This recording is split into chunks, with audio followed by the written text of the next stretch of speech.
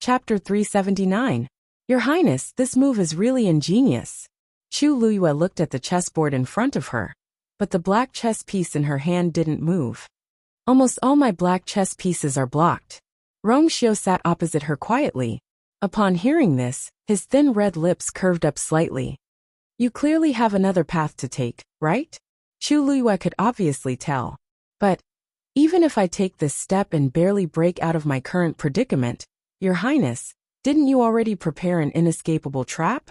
Since I'm going to lose anyway, there's no point in taking this extra step. Chu Luyue threw the chess piece back into the chess pot and raised her hands. I admit defeat. Looking at her obedient manner, Rongxiu raised his brows slightly. You're not focused. What are you thinking about? As he spoke, he started to put away the chess pieces. Chu Luyue looked at his slow movements and couldn't help but wrinkle her nose. Actually, even if she was focused, she would barely be able to fight Rongxiu to a draw. If they really wanted to compare, Rongxiu was indeed better. Rongxiu slowly said, "This move seems to be very simple. This step may seem meaningless, but there will be people who will take it." Chu Luyue snorted. It's just a waste of effort. Not only did Situ Yan not cancel Rong Jin and Situ Xingchen's marriage agreement, but he even took the initiative to ask for mercy. Even if His Majesty was furious and couldn't wait to punish the Empress and Crown Prince, he had to give Situ Yan some face. Chu Luyue had long expected that Situ Yan wouldn't cancel the marriage agreement easily, but she didn't expect him to help so decisively. It could be seen that Situ Yan thought highly of Rong Jin. Rongxiu smiled lightly. If the problem could be solved so easily, it wouldn't have dragged until today. Chu Luyue suddenly leaned forward, placed her hands on the chessboard, and stared at Rongxiu. Your Highness, did you already know that Situ Yan would help? Rongxiu raised his eyes slightly and glanced at Chu Luyue's face with a faint smile. Didn't you already know? Between the two of them, there seemed to be some kind of ambiguous air flowing slowly. Chu Luyue looked at Rongxiu thoughtfully. Of course she knew. However, the reason why she made such a guess was purely because she knew something. But what about Rongxiu? He knew about it too. Chu Luyue paused. Because of Situ Yan's help, His Majesty hasn't deposed the Crown Prince yet. Even the Empress hasn't been officially deposed. However, many people had already sensed that something wasn't right. Now, all kinds of guesses were running rampant, and people's hearts were shaken. His Majesty ordered a thorough investigation of Heptagon Alley, but there hasn't been any progress. Your Highness, what exactly do you plan to do? Rongxiu kept all the chess pieces and looked at Chu Luyue's curious face. He couldn't help but lower his head and kiss her forehead lightly. Even though taking an extra step won't win you, it will make it more exciting. Besides, that way, you'll be able to win more happily. Crown Prince Mansion. As Rong Jin was under house arrest again, the entire Crown Prince Mansion's atmosphere became very solemn. Everyone was dejected and lifeless. They didn't have the smug look that the Crown Prince had when he was in the limelight. Who would have thought that the Crown Prince that everyone envied would end up in such a state? Even though His Majesty hadn't given any orders, rumors were spreading in the Imperial city. Everyone said that even the Empress was under house arrest this time, and it was only a matter of time before the Crown Prince was deposed. Chu Xianmen sat in her room. It was already late autumn, and the weather gradually turned cold. Her residence was cold and cheerless, like a cellar in the dead of winter. Her hand slowly touched the veil on her face. Even though she was the only one here, she didn't dare to show her face. This was because even she was afraid of seeing that face. Back then, when had she ever thought that she would end up like this? She thought for a long time and finally stood up. She heard that Situ Xingchen was visiting Crown Prince Mansion today, so she had to go and greet her. When she walked outside, the road was terrifyingly quiet. It wasn't much better than her place. She walked all the way to the front hall. After walking for a distance, she finally saw people on the road. Most of them were servants. But these people only bowed to her hastily when they saw her and hurriedly left. Chu Xianmen couldn't help but mock herself. When these people met her in the past, they would think of ways to tease her. Now they couldn't even be bothered to do that. She could vaguely hear those people's whispers. I really don't know what eldest Princess Situ wants. Now that the Crown Prince and Her Majesty are under house arrest, they will be deposed sooner or later. She still hasn't cancelled her marriage agreement with the Crown Prince. Isn't she finding trouble for herself? Who knows? Maybe she's infatuated with him and is willing to die for him? I don't think so. You didn't see how eldest princess treated the Crown Prince. I just went in to serve tea, but I didn't see any smile on her face.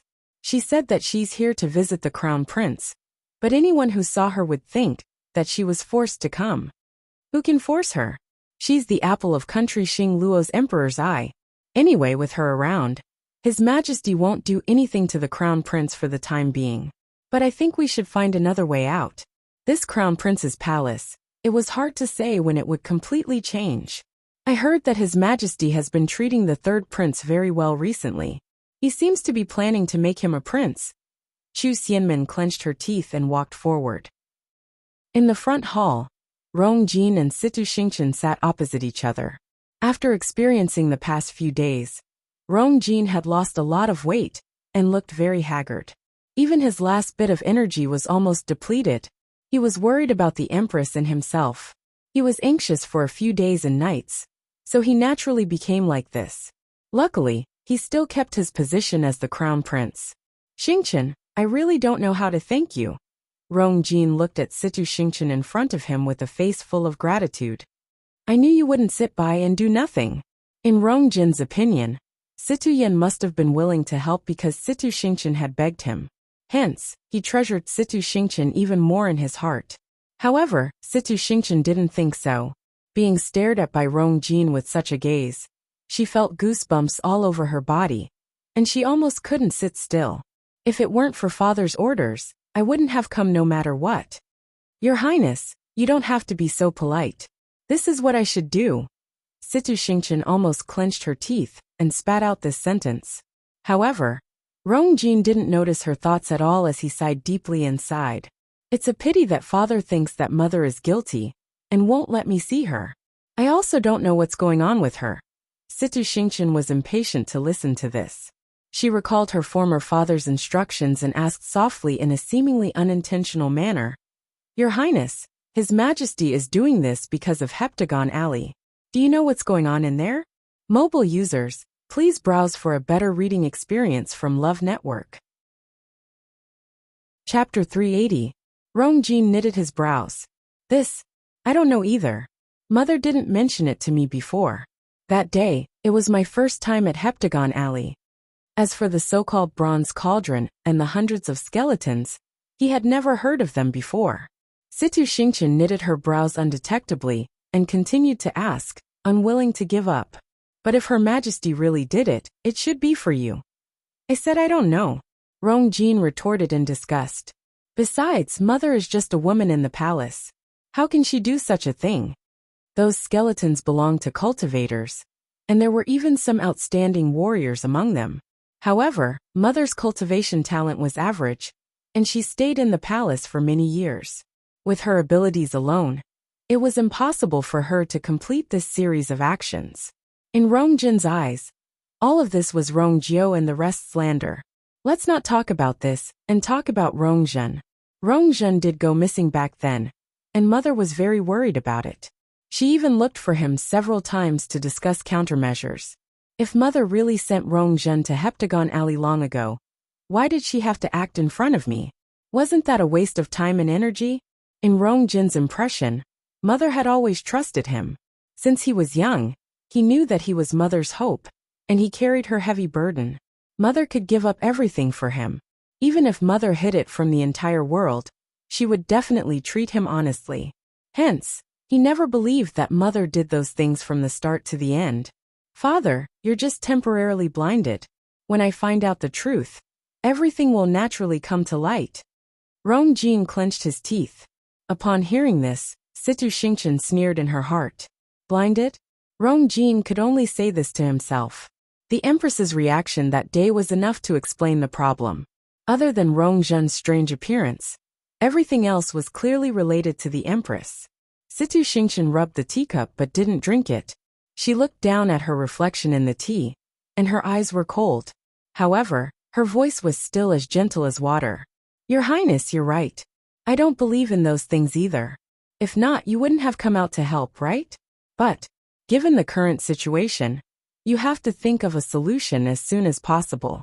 If not, Her Majesty's life in the palace won't be good. Rongjin knitted his brows tightly. Then tell me, what should we do? Father refuses to see me now.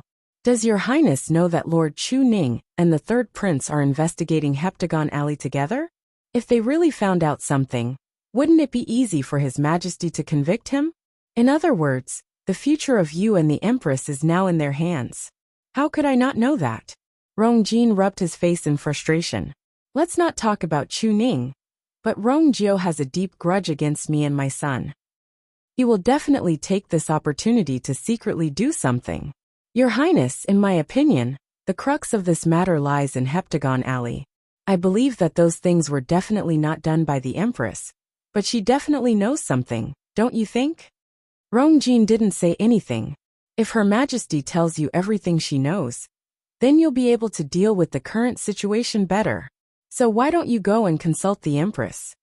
Rongjin pondered for a long time, and felt that this was indeed a good idea. But the most troublesome thing was, but Imperial Mother and I can't see each other right now, so how can I ask? Situ Xingqian's lips curved up slightly, and she revealed a gentle smile. You forgot that Xingqian can enter the palace. Chu Xianmin, who had walked to the door, suddenly stood still when she heard this. Then, she heard Rongjin's excited voice. Xingqian, you're indeed the best woman in the world. It's my great fortune to be able to marry you as my crown princess. Chu Xianmin felt as if countless needles were pricking her heart, and it was very painful. She clenched her fists tightly, and many thoughts flashed across her mind. Finally, as if she had made up her mind, her gaze became firm, and she turned to leave. Chu Luiyue came to Mu Qinghe's residence again. Just as he walked to the door, he heard a joyful chirp. Chu Luiyue looked up and saw Hong Yao excitedly flapping its wings and flying over. Even though they had not seen each other for half a month, Chu Luiyue missed Hong Yao quite a bit. Seeing her welcoming him so enthusiastically, he couldn't help but smile. Hong Yao, have you been obedient recently? Hong Yao flew one round around Chu Luiyue and flapped its wings vigorously. Chu Luiyue even saw a faint layer of green fire. This was clearly an affirmative answer. Chu Luiyue smiled until his eyes turned into crescents. Don't worry, I didn't forget to bring you a gift. Hong Yao chirped happily again. Chu Luiyue took out her cosmic bag and was about to take out the item when she suddenly felt a gaze on her. It was almost tangible. She paused in her actions and looked up. Jian Fengqi crossed his arms and leaned against the door frame as he looked at her with interest. How strange. Hong Yao isn't your fiend. Why do you care so much about it? Chu Luiyue's eyes twitched. It's been more than 10 days. Why hasn't this fellow left yet? As if he had seen through Chu Luiyue's thoughts, Jian Fengqi smiled flirtatiously and proudly. It's easy to invite me here, but it's not so easy to ask me to leave. Chu Luiyue tried her best to look calm and polite as she curtsied. Greetings, young Master Jian. Jian Fengqi suddenly said. Do you know that Mu Qinghe only allows Hong Yao to accept gifts from one person? Mobile users, please browse for a better reading experience from Love Network. Chapter 381. Chu Luiyue put away the Qianquan bag with a calm expression and smiled faintly. How would Lu Yu know about this kind of thing? Jian Fengqi's gaze fell on her hand. He raised his chin and smiled carelessly.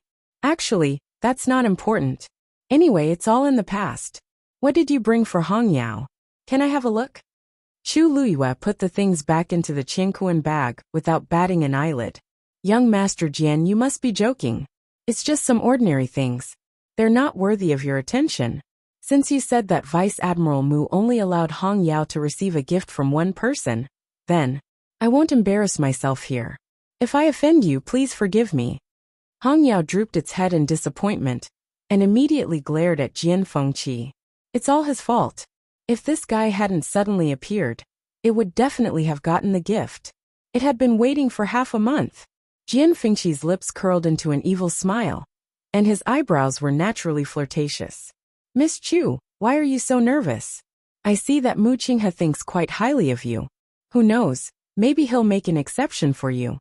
After all, The girl in front of him had a pair of eyes that were so similar to that person's. Chu Luiyue didn't want to continue talking about this with Jian Fengqi, so she quietly changed the topic. Thank you for your kindness, young Master Jian. In fact, I came here today to see if Vice Admiral Mu had come back.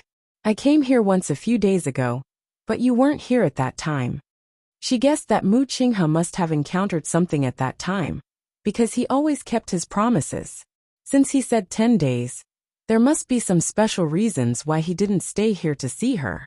Jian Fengqi looked at Chu Luiyue thoughtfully. For some reason, he always felt that Chu Luiyue didn't seem to want to talk to him much. The looming feeling of being despised came back again. How strange. He had always been very popular in front of women. He didn't know how he had offended Chu Luiyue to make her treat him like this. It seems like the women of country, Yaochen, aren't very friendly to me. He let out a long sigh. Chu Luiyue narrowed his eyes and smiled politely. Young Master Jian, please don't misunderstand. I'm just worried that Vice Admiral Mu might have been delayed by something. I'm not displeased with you at all. Perhaps someone else made young Master Jian unhappy? It was obvious that he had suffered a setback somewhere. However, she was also curious. There were not many people who could suppress Jian Fengqi. Jian Fengqi's icy eyes were filled with resentment. He wanted to say something but stopped himself. In the end, he swallowed the words in his throat and turned to walk inside. Forget it, forget it. This young master has never liked to fuss over such things. As he walked, he dragged out his words and spoke lazily. Mu Qinghe, the little girl is looking for you. Chu Luiyue inexplicably shuddered. Little girl? This guy must have eaten a bear's heart and a leopard's guts to call her that. Chu Luiyue secretly gritted her teeth and made a mental note of Jian Fengqi. She suppressed the unhappiness in her heart and followed him. Jian Fengqi casually waved his hand without turning his head. He's in the backyard. You can go by yourself.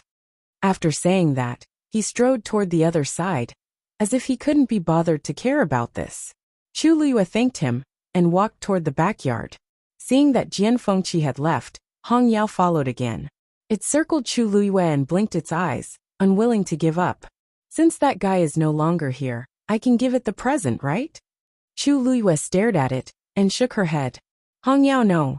It was obvious that the only person Jian Fengqi mentioned who could give Hong Yao a present was her, the former Shang Guanyu. In the past, she didn't know about this at all, so she said that she would bring a present for Hong Yao without any scruples. But now that she knew, she naturally couldn't do that anymore. Mu Qinghe had a lot of doubts about her, so she had to be cautious. Seeing her determined expression, Hong Yao lowered its wings in disappointment, landed on the ground, and walked forward step by step listlessly. Chu Luiyue pursed her lips, but she still didn't give in. In fact, she said that she would bring a present for Hong Yao at first just to coax it, but it gradually became a habit. But she never knew that Mu Qinghe would only let Hong Yao accept gifts from her alone. I really don't know what Mu Qinghe is thinking. Suddenly, Hong Yao stopped. Chu Luiyue looked up and saw that in the spacious backyard, Mu Qinghe was practicing with a saber. He said that he was practicing with a saber, but in fact, what he was holding in his hand was just an ordinary 3-inch wooden saber. Although it was just an ordinary wooden saber, in Mu Qinghe's hand, it seemed to be filled with murderous intent. Even though there was still a distance between them, Chu Luiyue could still feel the fierce aura that almost cut everything. Vice Admiral Mu.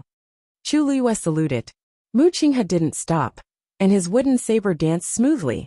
Chu Luiyue could even see the black cracks in the void wherever the saber passed. It could be seen that Mu Qinghe's strength was indeed stronger than before. Whoosh! Mu Qinghe's movements were so fast that he left several afterimages in the courtyard.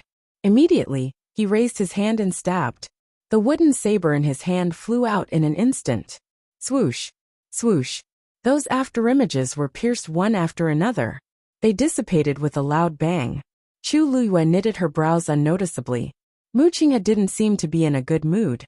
To put it nicely, he didn't show his emotions, but to put it bluntly, he had an icy face. In Chu Luiyue's impression, she had almost never seen him reveal his emotions. But from his appearance just now, it seemed that he had encountered something terrible. But she didn't say anything. just stood quietly by the side and waited.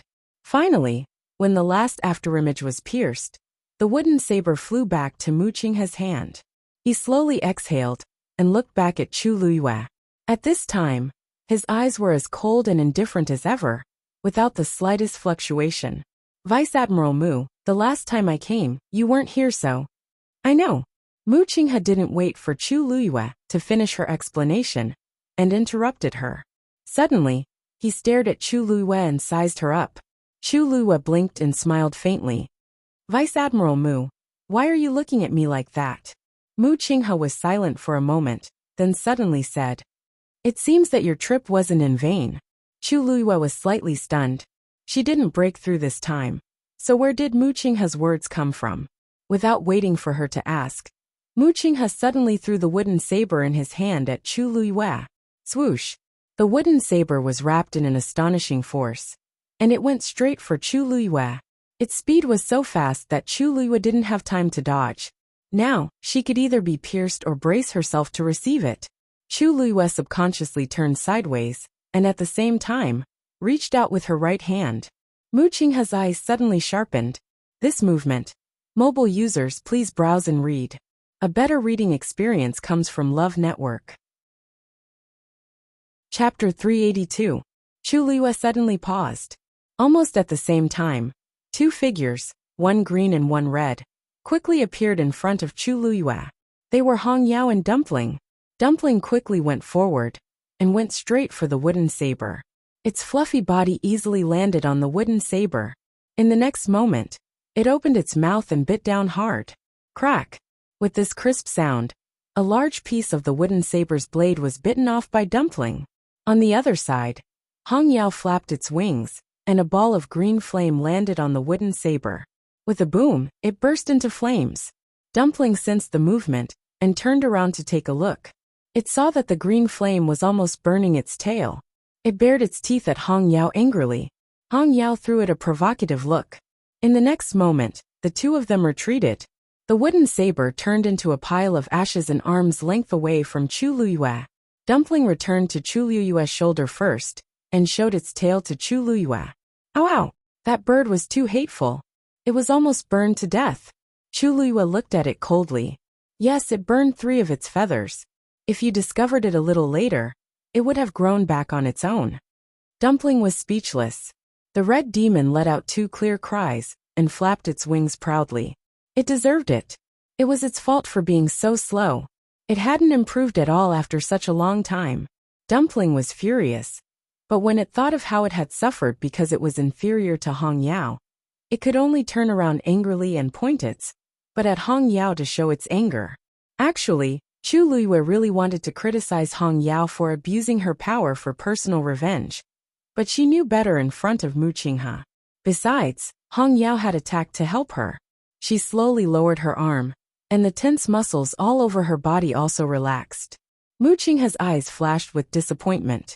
When he saw Chu Luyue's actions just now, he thought, what is Vice Admiral Mu planning to do? Chu Luyue didn't seem to notice anything wrong and said with a smile, I'm afraid you've overestimated me. I can't take one of your moves now. It's all thanks to Dumpling and Hong Yao. Mu Qinghe's face was a little cold as he gave Hong Yao a warning look. Hong Yao, who was still smug a moment ago, suddenly froze. It was too anxious just now. It rushed out just like that. Chu Luyue was a little nervous. It was only when she was about to make a move that she realized that Mu Qinghe was probably doing this to test her. People's instincts were very easy to be exposed. She was already halfway. Mu Qinghe would definitely notice that something was amiss if she fully displayed her movement technique. Luckily, Dumpling and Hong Yao attacked in time. Chu Luyue lightly patted Dumpling. She felt at ease when she felt the soft and furry touch. Follow me out. Chu Luyue nodded. Chu Luyue was dazed. Now, Mu Qinghe glanced at her. Why? Do you have other things to do? Chu Luyue shook her head. No. Even if there was, Mu Qinghe probably wouldn't care. After all, nobody dared to offend him here. Even Emperor Jiawen had to make way for him, let alone others. Mu Qinghe nodded and walked outside. Chu Luyue hesitated for a moment, but still followed. Vice Admiral Mu, may I ask where we're going? You'll know when we get there. Mu Qinghe's reply was very cold and arbitrary. She clearly didn't give Chu Luyue any room to bargain. Chu Luyue knitted her brows. Mu Qinghe has always done things like this, so I'm not surprised. But, if I don't even know where we're going, I'll feel uncomfortable. However, Mu Qinghe clearly didn't intend to explain to me. When they reached the front yard, Jian Fengqi suddenly walked out. Oh, where are you bringing the little girl? He smiled and teased. Mu Qinghe coldly glanced at him. This isn't something you should interfere in. Jian Fengqi raised his hands. This isn't the time for you to invite me over. Mu Qinghe, you're getting better at kicking me to the curb after I've outlived my usefulness. He was clearly just teasing, but Mu Qinghe's expression suddenly stiffened for a moment. Jian Fengqi also seemed to realize something. He coughed and turned his gaze to Chu Luyue. Miss Chu, there's something I'd like to ask. Please speak, young Master Jian.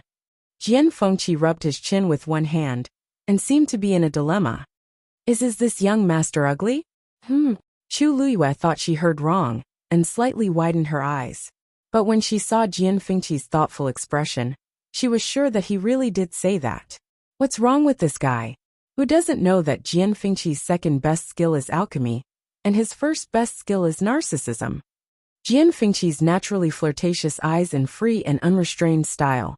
Even Chu Luyue, who always disliked him, had to admit that Jian Fengqi's charm and appearance were indeed top-notch. Otherwise, how could he come and go freely among the flowers? Young Master Jian is handsome and elegant. Naturally, you have nothing to do with the word ugly. Jian Fengqi's straight brows knitted even tighter. I think so too, but someone said that this young master is ugly. Chu Luyue asked curiously. I wonder who that person is. What kind of insight is this? Jian Fengqi's gaze became very subtle, and his thin lips spat out a name. Mu Hongyu. Chu Luyue was speechless. It seems that a lot of interesting things have happened while I was away. Jian Fengqi had always been a person who thought highly of himself, and was especially confident in his appearance. He had lived for so many years, but this should be the first time that someone called him ugly. No wonder he was so resentful. Unfortunately, according to Mu Hongyu's personality, this kind of person was the last person she liked. This was also because Jian Fengqi had cured the princess consort of Ping Zhang's illness. Mu Hongyu must have said this, because she couldn't bear it anymore. One could imagine how much Mu Hongyu didn't like Jian Fengqi. Chu Luyue came to a realization, and comforted him with a smile. Hongyu has always been outspoken. Don't take it to heart. Jian Fengqi was speechless. She didn't seem to be comforting him. I heard from her that there's someone called Rong Xiao, who is dozens of times more charming than me? Chu Luyue's mouth twitched. If she didn't hear wrongly, Jian Fengqi said, Rong Xiao. Oh, by the way, she also said that person is your fiancé? Jian Fengqi stared at Chu Luyue and asked. Only then did Chu Luyue realize that Jian Fengqi hadn't seen Rong Xiao since he came here. She coughed. Yes, His Highness Princely is indeed my fiancé. Jian Fengqi thought for a moment, and suddenly walked outside. I'd like to see what kind of person that Rong Xiao is. Chu Luyue was about to say something, when there was a sudden movement from the side. She turned her head to take a look. A longsword suddenly floated in the air. Mu Qinghe was standing on it with a solemn and cold expression. Come up. Mobile users, please browse and read. A better reading experience comes from Love Network. Chapter 383. Palace. Imperial Study. Emperor Jiawen looked at the book in his hands, and the more he read, the more tightly he knitted his brows. Finally, he threw the book aside with a paw sound. Chu Ning, I asked you to search Heptagon Alley with all your might, but you only found these useless things? Chu Ning, who was respectfully standing with his hands by his side, immediately knelt down and said, Your Majesty, I've already used all my connections and methods, but I can only find out this much. Even though there are hundreds of skeletons in Heptagon Alley, other than recognizing that they're all cultivators, I can't find any other information about their identities. Anything that can reveal their identities has been specially taken care of, and I can't find anything at all. Other than the hanging corpse, the other skeletons don't even have a single piece of clothing on them. The person who did this was clearly very careful. Chu Ning didn't sleep or rest these few days, and even dug 3 feet into Heptagon Alley. However, other than piles of skeletons, he really didn't find anything else. Emperor Jiawen rubbed his glabella in frustration.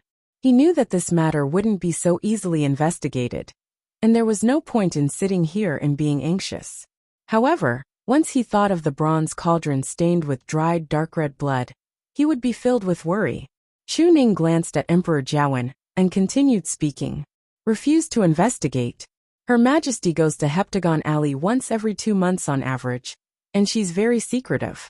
She only stays there for a short while, so nobody discovered her after such a long time. Emperor Jiawen's face darkened. In actual fact, he had personally interrogated the Empress a few times, but the Empress was very tight-lipped. From start to end, she only said that she did everything, but she didn't mention if she prepared it for Rong Jin, or why she did it. In the middle, with Emperor Jiawen's silent approval, his subordinates even tortured the Empress, but they still didn't find any useful clues. Whenever he thought about how the Empress had deceived him for so many years without him noticing, he felt a chill run from the bottom of his feet to his head, causing him to shudder. Knock knock. Your Majesty, the third prince wishes to see you. Eunuch Min carefully said outside. Let him in. Emperor Jiawen took a deep breath in and looked at Rongjio, who pushed the door open and asked, What's the news? Do you have any news? The moment Rongjio came in and saw Chu Ning kneeling on the floor, he realized that Chu Ning probably didn't find anything. He first bowed respectfully, and then slowly said, I'm sorry. Your son has personally interrogated all the servants in the Empress Palace, and obtained some information that might be useful. Emperor Jiawen finally perked up. Speak. Rongjio said. According to the Empress' personal maid, the Empress keeps a box for herself and never allows anyone else to touch it. Every once in a while, the Empress would lock herself in her bedroom. At first, the palace servants didn't think much of it. Later, a eunuch accidentally broke in and finally found that the Empress was inside and seemed to be looking at the things in the box. Emperor Jiawen pondered for a moment. What kind of box is it? Why does she value it so much? Why didn't I know about it? Rongjio sneered in his heart. Emperor Jiawen and the Empress didn't have any feelings for each other, especially Emperor Jiawen. He probably didn't even put 10% of his thoughts on the Empress. If he cared about the Empress before, he wouldn't let the Empress do so many messy things under his nose. The Empress frequently went in and out of Heptagon Alley and kept killing cultivators to accumulate strength for the bronze cauldron. Even Emperor Jiawen didn't know, let alone a small box. It was really too easy to hide it from Emperor Jiawen. Thinking of this, Rongjio couldn't help but mock himself. It was also because of this that the Empress didn't receive any punishment even after silently killing his mother. Emperor Jiawen didn't treat his mother any better. Rongjio suppressed his emotions and looked calm. I didn't ask about this. After all, the palace servants don't dare to ask about the Empress's things. But the eunuch who accidentally discovered this incident fell into the lake and drowned not long after. After that, the Empress's palace servants kept their mouths shut about this incident. This time, he had to use some tricks to finally get the answer he wanted. I think that if we can find that box, many problems can be solved. Emperor Jiawen looked solemn. You're saying that the box has something to do with Heptagon Alley? This is only your son's guess. In the current situation where there are no other clues, this is the only feasible path. Emperor Jiawen thought for a while and felt that this made sense. Since this is the case, Rongjio, go find the Empress and ask her to hand the item over. Rongjio hesitated.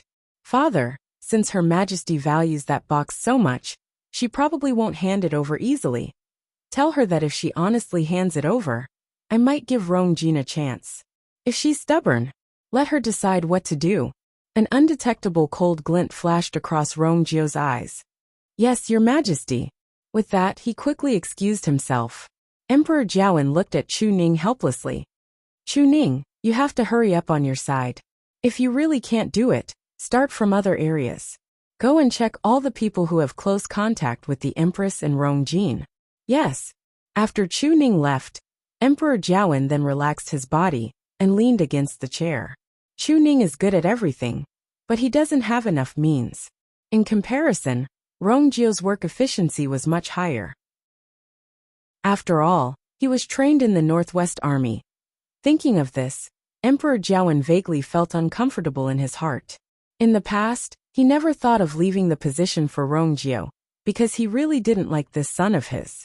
Besides, his murderous aura was too strong, and it even made Emperor Jiawen wary sometimes. But now it seems like Rong Jin can't do it. Among the remaining princes, Rong Jio actually became the most suitable one. Even if he's cold and murderous, it's better than being weak and useless. What a pity, Emperor Jiawen sighed, as if he was instantly 10 years old. If only Rong Xiu's health was better. In the Empress's bedroom, the once bustling and prosperous place disappeared in the blink of an eye, and it was now cold and lonely.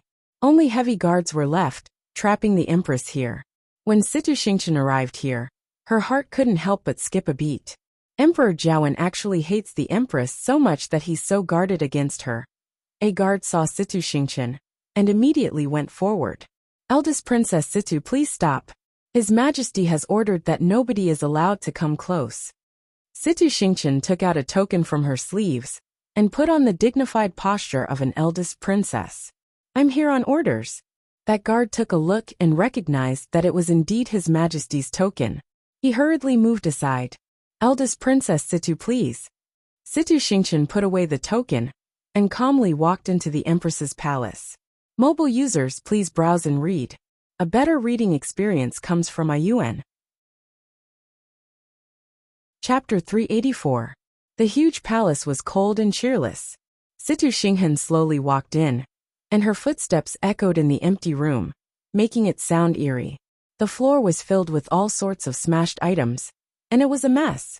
Situ Xingqian walked around expressionlessly and went straight in.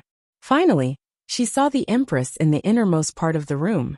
The Empress was wearing a messy and dirty palace gown, and it looked like she hadn't changed for a few days. She could even vaguely see some dark red bloodstains. Her face was very pale, her lips were dry, and her eyes were dull. She was curled up into a ball at the corner of the bed, motionless. When one looked over, one would think that the Empress was dead. It was obvious that the Empress had gone through a lot of torture in these few days. Situ Xingqian walked over step by step, and finally stood in front of the Empress's bed. Her usual gentle smile surfaced on her face. Her Majesty, I'm here to see you. The Empress didn't seem to hear her, and didn't react at all. Situ Xingqian didn't care as she bent down slightly and went closer. But the next moment, she smelled the Empress's horrible and suffocating smell. Disgust flashed across her eyes as she took out a letter from her sleeve and handed it over. Her Majesty, the Crown Prince asked me to come and see you today. This is the letter he wrote for you. Take a look at it.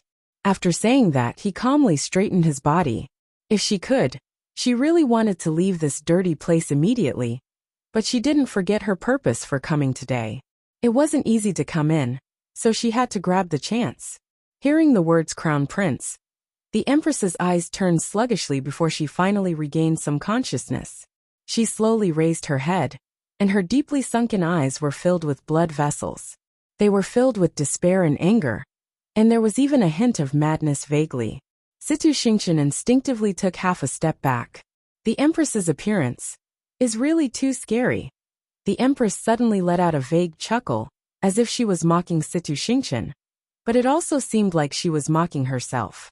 Even without looking in the mirror, she knew what she looked like now. How did you come in? Asked the Empress with a hoarse voice. It was as if something had been dragged across the sand, and it was so abrasive that it hurt one's eardrums. Situ Xingqian calmed herself down and softly explained. His Highness lent me his command medallion. As the Crown Prince, Rong Jin had a token that was similar to Emperor Jiawen's. He changed the token a little, and it looked 90% similar. Apart from the people who often saw these two tokens, no one else could tell them apart at a glance. This was why Situ Xingqian could enter so smoothly. Only then did the Empress believe him and pick up the letter. But after reading 2 lines, she suddenly crumpled the letter into a ball and harshly threw it at Situ Xingqian's face. Bitch, You are indeed insidious. Situ Xingqian did not expect the Empress to suddenly flare up, so she was momentarily stunned. The paper ball didn't hurt when it hit her face, but it was a great humiliation to her. She picked up the ball of paper, and the smile on her face faded. Your Majesty, what are you doing? I was kind enough to help you and the Crown Prince, but you treat me like this? Bitch, do you think this consort doesn't know what you're thinking? The Empress's face flushed red as she pointed at Situ Xingqian's nose and scolded her. Rong Jin can't tell what you're thinking, but do you think I can't tell? No wonder you haven't cancelled the marriage agreement until now. It's because you want to persuade him to get this information from me. I'm telling you, don't even think about it. Even though I'm down and about to be executed anytime, it doesn't mean that I'm dumb. Previously, when I saw Situ Xingqian, I already felt that this woman's thoughts weren't pure, and that she wasn't what she looked like on the surface. It seems like this is indeed the case. The smile on Situ Xingqian's face completely disappeared as she tightly clenched the paper ball in her hands. That was Rong Jin's handwritten letter, and he wrote it under her hints. Of course, she knew what was written on it. The general idea was that Rong Jin couldn't go out because he was under house arrest, so he asked Situ Xingqian to visit the Empress on his behalf. He also asked the Empress to tell Situ Xingqian the secret of Heptagon Alley, so that she could relay it to him. Rong Jin felt that he could only think of a solution to solve his current predicament if he knew what was going on. When the Empress saw this, how could she not understand? Situ Xingqian originally had nothing to do with this matter, but she was now busy. How could she not have any ulterior motives? Her Majesty, you must have misunderstood. I don't have such intentions. The Crown Prince is your biological son. If you don't even trust him, won't this situation be unsolvable? Get lost, yelled the Empress hysterically. If it weren't for the fact that half of my body couldn't move, I would have directly gone forward and hit this B***tch out. Situ Xingqian's gaze landed on the Empress's legs, and she vaguely guessed something as she said with disappointment. I thought you loved the Crown Prince the most. I originally thought that you doted on the Crown Prince the most. I didn't expect that you could bear to watch him fall into such a desperate situation. Since you insist on this, then I have no other choice. As she spoke, she really turned around and left without a care. She had just taken a few steps when she heard the Empress's voice behind her. What did you just say? Situ Xingqian's lips curled up slightly, and delight flashed across her eyes. But when she turned around, her expression had already returned to normal. She sighed and said, You've been trapped in the palace for a long time. You probably don't know that His Majesty has already decided to remove the Crown Prince and appoint the third prince as the Crown Prince. The Empress was stunned.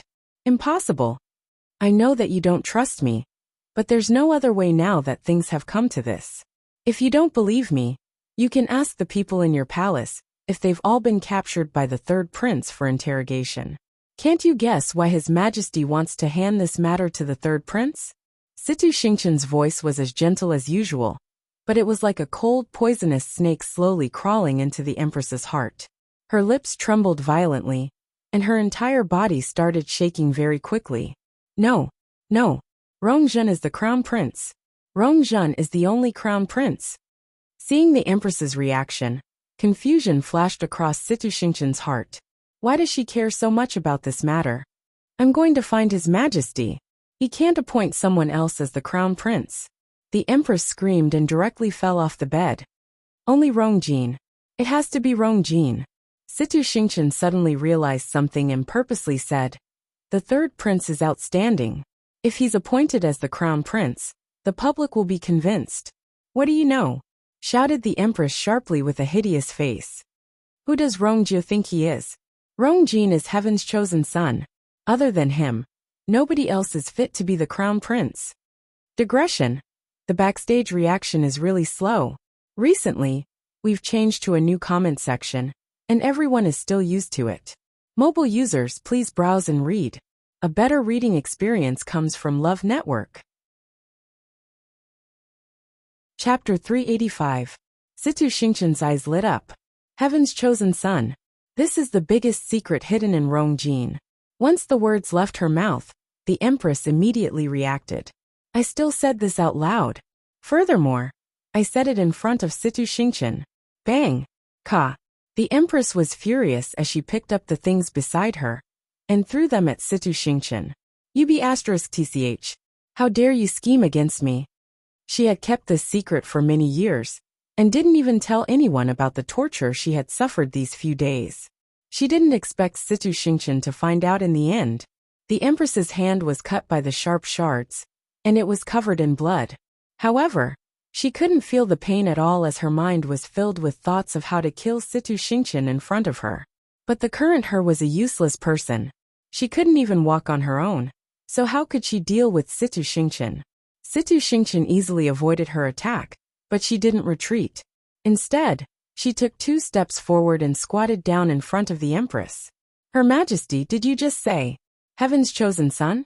What does that mean? The Empress raised her hand and was about to slap her. Situ Xingqian grabbed her wrist with a smile on her face, but the corners of her eyes were filled with iciness and threat. Since you've already said it, why don't you tell me everything? Don't worry. I'll definitely tell His Highness everything without leaving out a single word.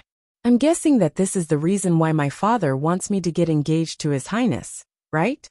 The blood in the Empress's chest rumbled as she suddenly spat out a mouthful of blood. I didn't guess wrongly. Situ Xingqian is up to no good. There was also her sinister and cunning Imperial father. Who the hell told you? The Empress tried her best to break free from Situ Xingqian, but it was to no avail. In the end, she could only scream at her. I've never told anyone about this. Even Rong Jin. I only revealed a bit of information. Until now, I still don't know what it means. But how did that old fool Situ Yen find out? Many things that had happened in the past quickly flashed before his eyes, like pearls that were finally strung together by a string. No wonder Situ Yen interacted and suggested a marriage. No wonder they liked Rong Jin from the start. No wonder the engagement hasn't been annulled yet. This treacherous father and daughter pair had come for this very reason. Situ Xingqian's ears buzzed from the Empress's ruckus, and she had completely exhausted her last bit of patience. She shook off the Empress and looked down at her. Your Majesty, there doesn't seem to be any point in talking about this now. Why don't you just say what you need to say? Only then can you protect the Crown Prince, right? Besides, if it weren't for my father and my help, you and the Crown Prince wouldn't have survived until today. Now we can be considered to be on the same boat. Why must you persist so bitterly? Don't tell me you still want to salvage the situation by yourself. With your half-crippled body? Situ Xingqian wasn't polite with her words. The Empress was filled with hatred, but after thinking about it for a long time, she realized that Situ Xingqian's words made sense. It wasn't a good idea to continue resisting like this. She had worked so hard and put in so much effort to get to where she was today. How could she let all her efforts go to waste? After a long silence, she finally looked up at Situ Xingqian. If you want this consort to tell you, it's not impossible. However, you have to swear on it. If you betray Rong Jin and me in the future, may lightning strike you to death. Situ Xingqian was elated. What's so scary about swearing? As long as I know what the so-called Heaven's chosen son means, I have ways to solve this problem. Okay. I, Situ Xingqian, swear here. Greetings, Third Prince. A voice was suddenly heard from outside the palace. Situ Xingqian was shocked and immediately looked outside. Why is Rongjio here at this time? How's Her Majesty today? This is clearly Rongjio's voice. Your Majesty. Her Majesty is still the same as before. She stays in the palace and refuses to come out. I'll go in and take a look. As Rongjio spoke, he walked into the palace. The guards all knew that Rongjio was sent by His Majesty to investigate the Empress, so they directly let him in. The footsteps got closer and closer. Situ Xingqian started to panic. If Rongjio finds out that I'm here, everything will be exposed. She hurriedly leaned in front of the Empress and softly said, Your Majesty, you know what to do. For the Crown Prince, you should know what to do. Then, she immediately found a place to hide. Creak. The door was pushed open, and Rongjio's figure appeared at the entrance. Rongjio immediately saw the situation in the palace. He squinted his eyes. Her Majesty, what's wrong with you? Mu Qinghe brought Chu Luiyue on her sword and headed north. As they had set up a barrier, the two of them didn't attract anyone's attention as they silently left the Imperial city. Seeing that they were out of the city gate, Chu Luiyue found it even stranger. Where exactly is Mu Qinghe bringing me? This direction. Normally, nobody would come here because there are many mountains here, and the terrain is dangerous. More importantly, if we continue forward, we'll reach country Yao Chen's Imperial Mausoleum. However, Mu Qinghe had been silent, so she couldn't ask anything. The two of them continued forward like this. When she saw the extremely steep mountain peak, Chu Luiyue finally confirmed her guess. Mu Qinghe brought me to country Yao Chen's Imperial Mausoleum. Looking down from midair, one could even clearly see the soldiers in charge of guarding the mountain peak. A faintly discernible barrier enveloped the entire mountain peak within it. Chu Luiyue was secretly shocked. This barrier's strength is much stronger than I expected. It's as if a stage 6 warrior set it up. An idea popped up in Mu Qinghe's mind, and she finally brought Chu Luiyue to the foot of the mountain. After Chu Luiyue stood still, she suppressed the doubts in her heart and looked up. Golden Inheritance Peak. This was the highest and most dangerous mountain peak, within 50 kilometers of the Imperial city. Country Yao Chen's past emperors were all buried in the Imperial Mausoleum, at the foot of this mountain peak. At first glance, it was like a sword had landed from the sky and harshly pierced into the ground. Sharp, majestic, disdainful. Chu Luiyue had never been here before. The reason why she knew about this place was because the appearance of Golden Inheritance Peak was extremely similar to the iconic sharp sword sculpture outside Tianlu Academy. Back then, she had inadvertently discovered this, and had been secretly surprised for a long time. Vice Admiral Mu, why did you bring me here? Chu Luiyue turned to look at Mu Qinghe. However, Mu Qinghe's expression was a little secretive. He stared at Golden Inheritance Peak for a long time before speaking in a deep voice. Enter the Imperial Mausoleum. Digression. I'm going to eat noodles. It's so tiring. Let's talk about losing weight tomorrow. Mobile users, please browse and read.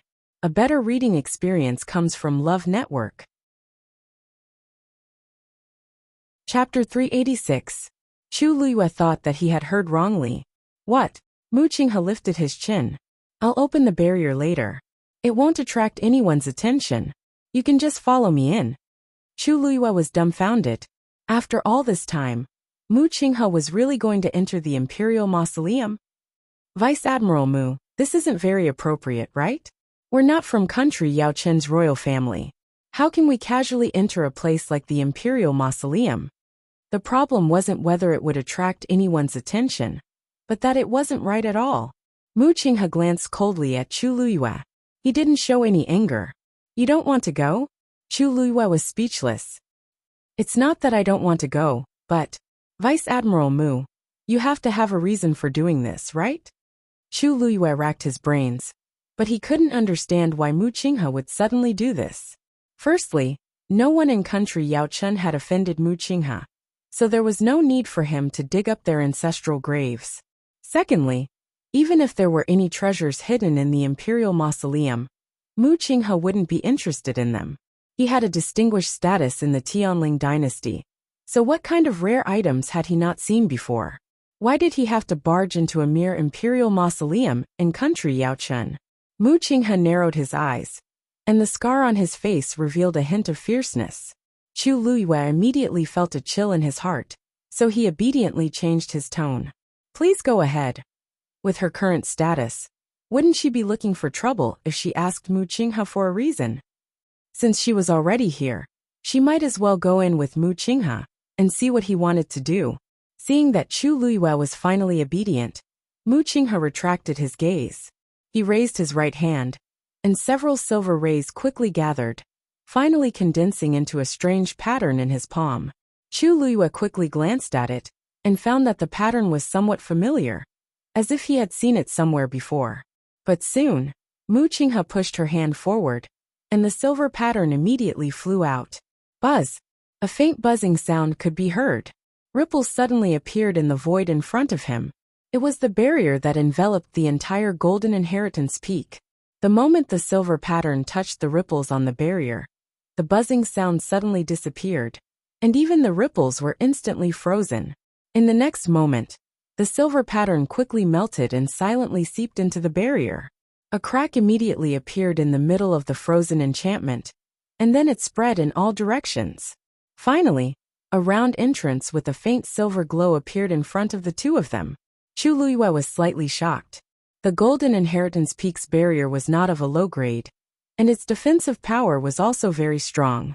It was impossible to break through it so smoothly using ordinary methods.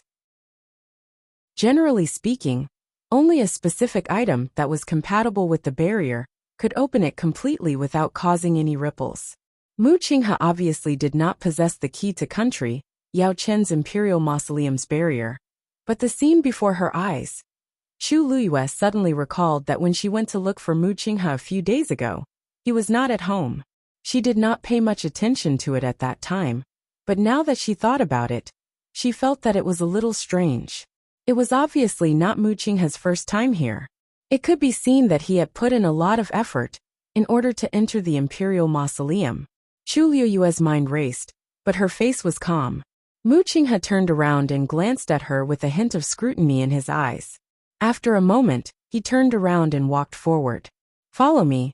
Chu Luiyue took a deep breath and looked up at the steep mountain peak again, as well as the faintly discernible barrier. There were at least 100 guards guarding Golden Inheritance Peak, and there were definitely experts overseeing it. But now that the barrier had been opened, they probably did not notice anything. She suppressed her thoughts and stepped over the barrier. Palace, Empress's bedroom. Faced with Rongjio's question, the Empress lowered her head and did not say a word. Rongjio was not surprised by her reaction. In actual fact, even though he did not personally interrogate the Empress during these few days, it did not mean that he did not know anything. Ever since they returned from Heptagon Alley, the Empress had been like this. It seemed like she had gone crazy again. Rongjio was too lazy to waste time and directly asked her. "Her Majesty, I heard that you have an extremely precious box?" Once this was said, the Empress seemed to be greatly agitated as she suddenly looked up. "What box? I don't have it." "I don't know," Rongjio lightly said. "The people around you have already spilled the beans, yet you're still unwilling to admit it?" The Empress was stunned and instantly guessed a little. She had always kept that item very carefully. After so many years, it was only broken by a eunuch once. Even though that eunuch only glanced at it unintentionally and did not know anything, the Empress still killed him. She originally thought that it was foolproof, but she did not expect there to be a loophole. That eunuch must have told the others before he died. Rongjio had captured all the people in the palace and interrogated them these few days. I don't know what ruthless methods he used, but he actually managed to get this out. Seeing the Empress's resistance and that she still wanted to deny it, Rongjio straightforwardly said, "Father already knows. He told me to tell you this. He told me to tell you that if you hand over the box obediently, everything will be fine. But if you're unwilling, I'm afraid you can't bear the consequences." The Empress was filled with hatred. "I should have gotten someone to kill you in the Northwest Army back then." Back then, she killed Rongjio's birth mother, and originally wanted to kill Rongjio. However, she coincidentally met with Consort Wan's death, and Emperor Jiawen was in deep sorrow. Hence, she could not do anything, so she did not do anything. Who knew that Rongjio would rather go to the Northwest Army and train himself thousands of miles away? She thought that it was tough at the borders, and that it was hard to predict life and death on the battlefield. Perhaps, Rongjio would die there very quickly, so she gradually let go of this matter. Later on, when Rongjio had outstanding military achievements and rose up the ranks, it was very difficult for her to take action. Now Rongjio was clearly here to take revenge on her. Rongjio did not care about the Empress's complaints. "It seems like you're unwilling to hand over the item. Then, I'll report to father now." Then he really turned around and left. The Empress was dazed. She originally thought that Rongjio would interrogate her strictly, but she did not expect him to let her off so easily. Actually, Rongjio had other thoughts in his heart. The Empress had held on for so long, but she did not say anything. It was obvious that she was prepared to die. Even if he interrogated the Empress here for an entire day and tortured her until she was half dead, it would be very difficult for him to get anything out of her. The Empress only had one weakness, Rongjin. "Oh right. After I go back, I'll ask father to give you a way out, and let brother come and see you. After all, we're mother and son, so I believe father won't be so heartless. Let them see each other's current appearance." That scene would definitely be very exciting. Before the Empress could react, a soft sound came from behind the screen at the side. Rongjio paused in his footsteps and turned around with a knife-like gaze. "Who's there?" Mobile users, please browse and read. A better reading experience comes from Love Network. Chapter 387. Nobody responded. Rongjio knitted his brows and stared at that spot for quite a while before suddenly turning around and walking toward the screen.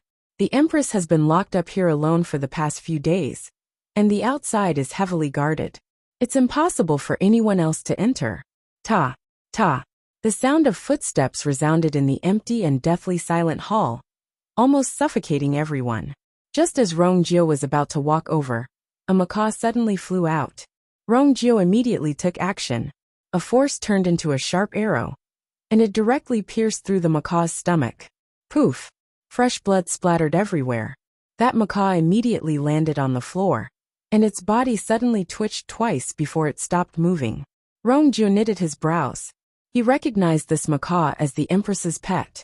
He didn't expect such a thing to be left in this palace. Suddenly, Rongjio focused his gaze and saw something hidden in the macaw's broken stomach. He immediately bent over and took a closer look. Then he took out the item hidden inside. It was a black ball. This item was only the size of a fingernail and looked very normal. However, Rongjio's expression became increasingly stern. This was because he recognized this black ball. This item was also known as an ink pearl. It looked like a normal black ball, but it could actually be used to transmit information. As long as one used a special method to decode it, one could obtain the information hidden inside. When he was in the military previously, he had also used such a method. However, this item was very rare, and each ink pearl could only be used once, so he didn't use it many times. He didn't expect this to be hidden in the Empress's macaw's stomach. It was obvious what she wanted. He looked at the Empress, and indeed saw her pale face, as if she was in complete despair. "I didn't expect Her Majesty to have such methods. Don't worry.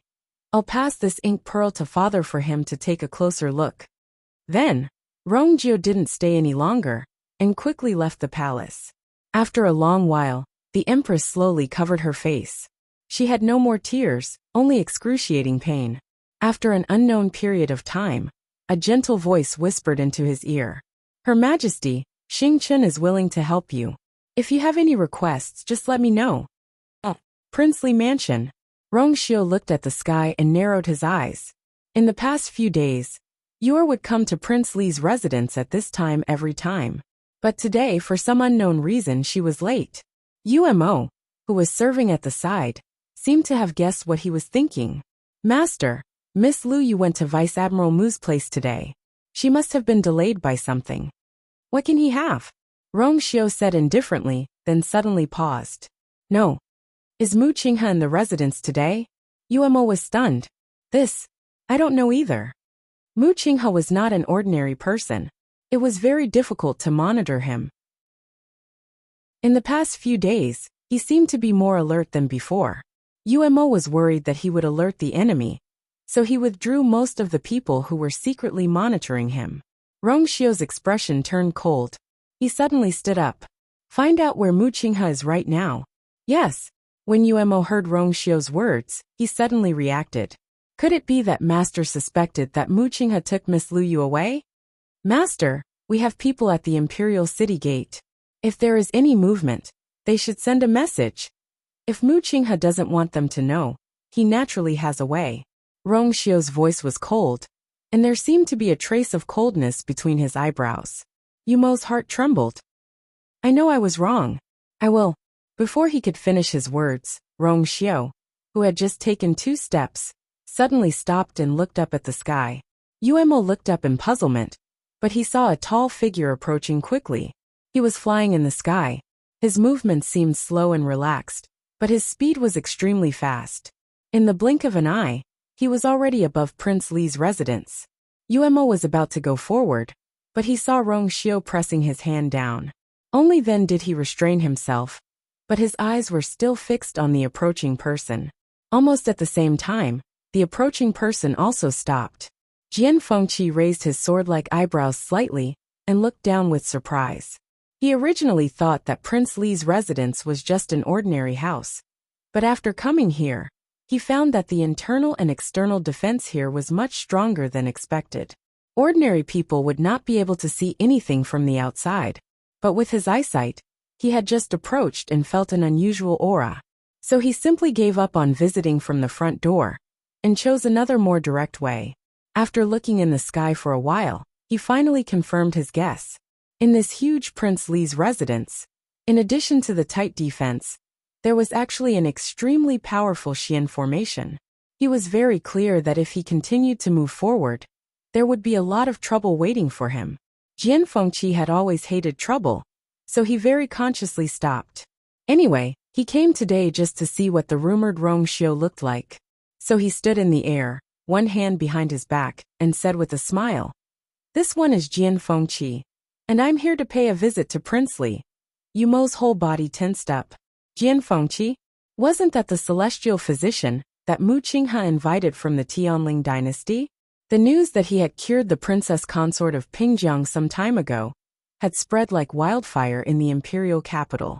Many people tried to find ways to meet him, but this Jian Fengqi was very arrogant and refused all of them, not even meeting a single one. After all, it was normal for a celestial physician with such a background to be arrogant. But what was even more amazing was that he could be said to be elusive. Many people waited day and night, but still could not catch a glimpse of him. Why did such a person suddenly come to Prince Li's residence today? And he even said that he wanted to meet the master? Jian Fengqi's eyes suddenly focused as soon as he finished speaking. A young man in white stood in the middle of the courtyard. He looked to be about 17 or 18 years old, and his snow-white clothes seemed to be even whiter than the snow in the mountains. Just by standing there, he seemed to have gathered all the light, making people involuntarily focus their attention on him. His appearance was noble and unparalleled, and his charm was unparalleled. Jian Fengqi believed that his appearance and temperament were top-notch, but when he saw the appearance of this young man in white, he instantly understood what it meant to feel inferior. In an instant he understood Mu Hongyu's words. Not to mention country Yao Chen. Even in the Tianling dynasty, this young man's charm was almost unparalleled. Even Jiang Yuqing's thing was instantly at a disadvantage. Rong Xiu's voice was cold as he said indifferently, "May I know why young Master Jian is looking for me?" Jian Fengqi suddenly narrowed his eyes. "Your Highness, have we met somewhere before?" Mobile users, please browse for a better reading experience from Love Network. Chapter 388. Jian Fengqi didn't know why he had this thought. He was sure that he had never seen Rong Xiu's face before. But when Rong Xiu spoke, that noble, calm, and somewhat languid appearance suddenly felt somewhat familiar. That was why he blurted out that question. A warm and distant smile appeared on Rong Xiu's face. "Why do you say that, young Master Jian? I've been recuperating at Mingyue Tianshan, and have only returned to the imperial capital in the past few months. I've been living in seclusion. I don't remember seeing young Master Jian before." Hearing this, Jian Fengqi was a little hesitant. Was it really just an illusion? But he had never had such a feeling before. No matter who it was, he had a photographic memory, and clearly remembered all the details of the other party. No, there was another person who made him have a similar feeling before. Chu Luiyue. However, Chu Luiyue at least had eyes that were extremely similar to that person's, so it was normal for him to feel familiar. Didn't even Mu Qinghe think so? Even Hong Yao treated Chu Luiyue differently. But Rong Xiu wasn't. This face was clearly unfamiliar to him. But that aura.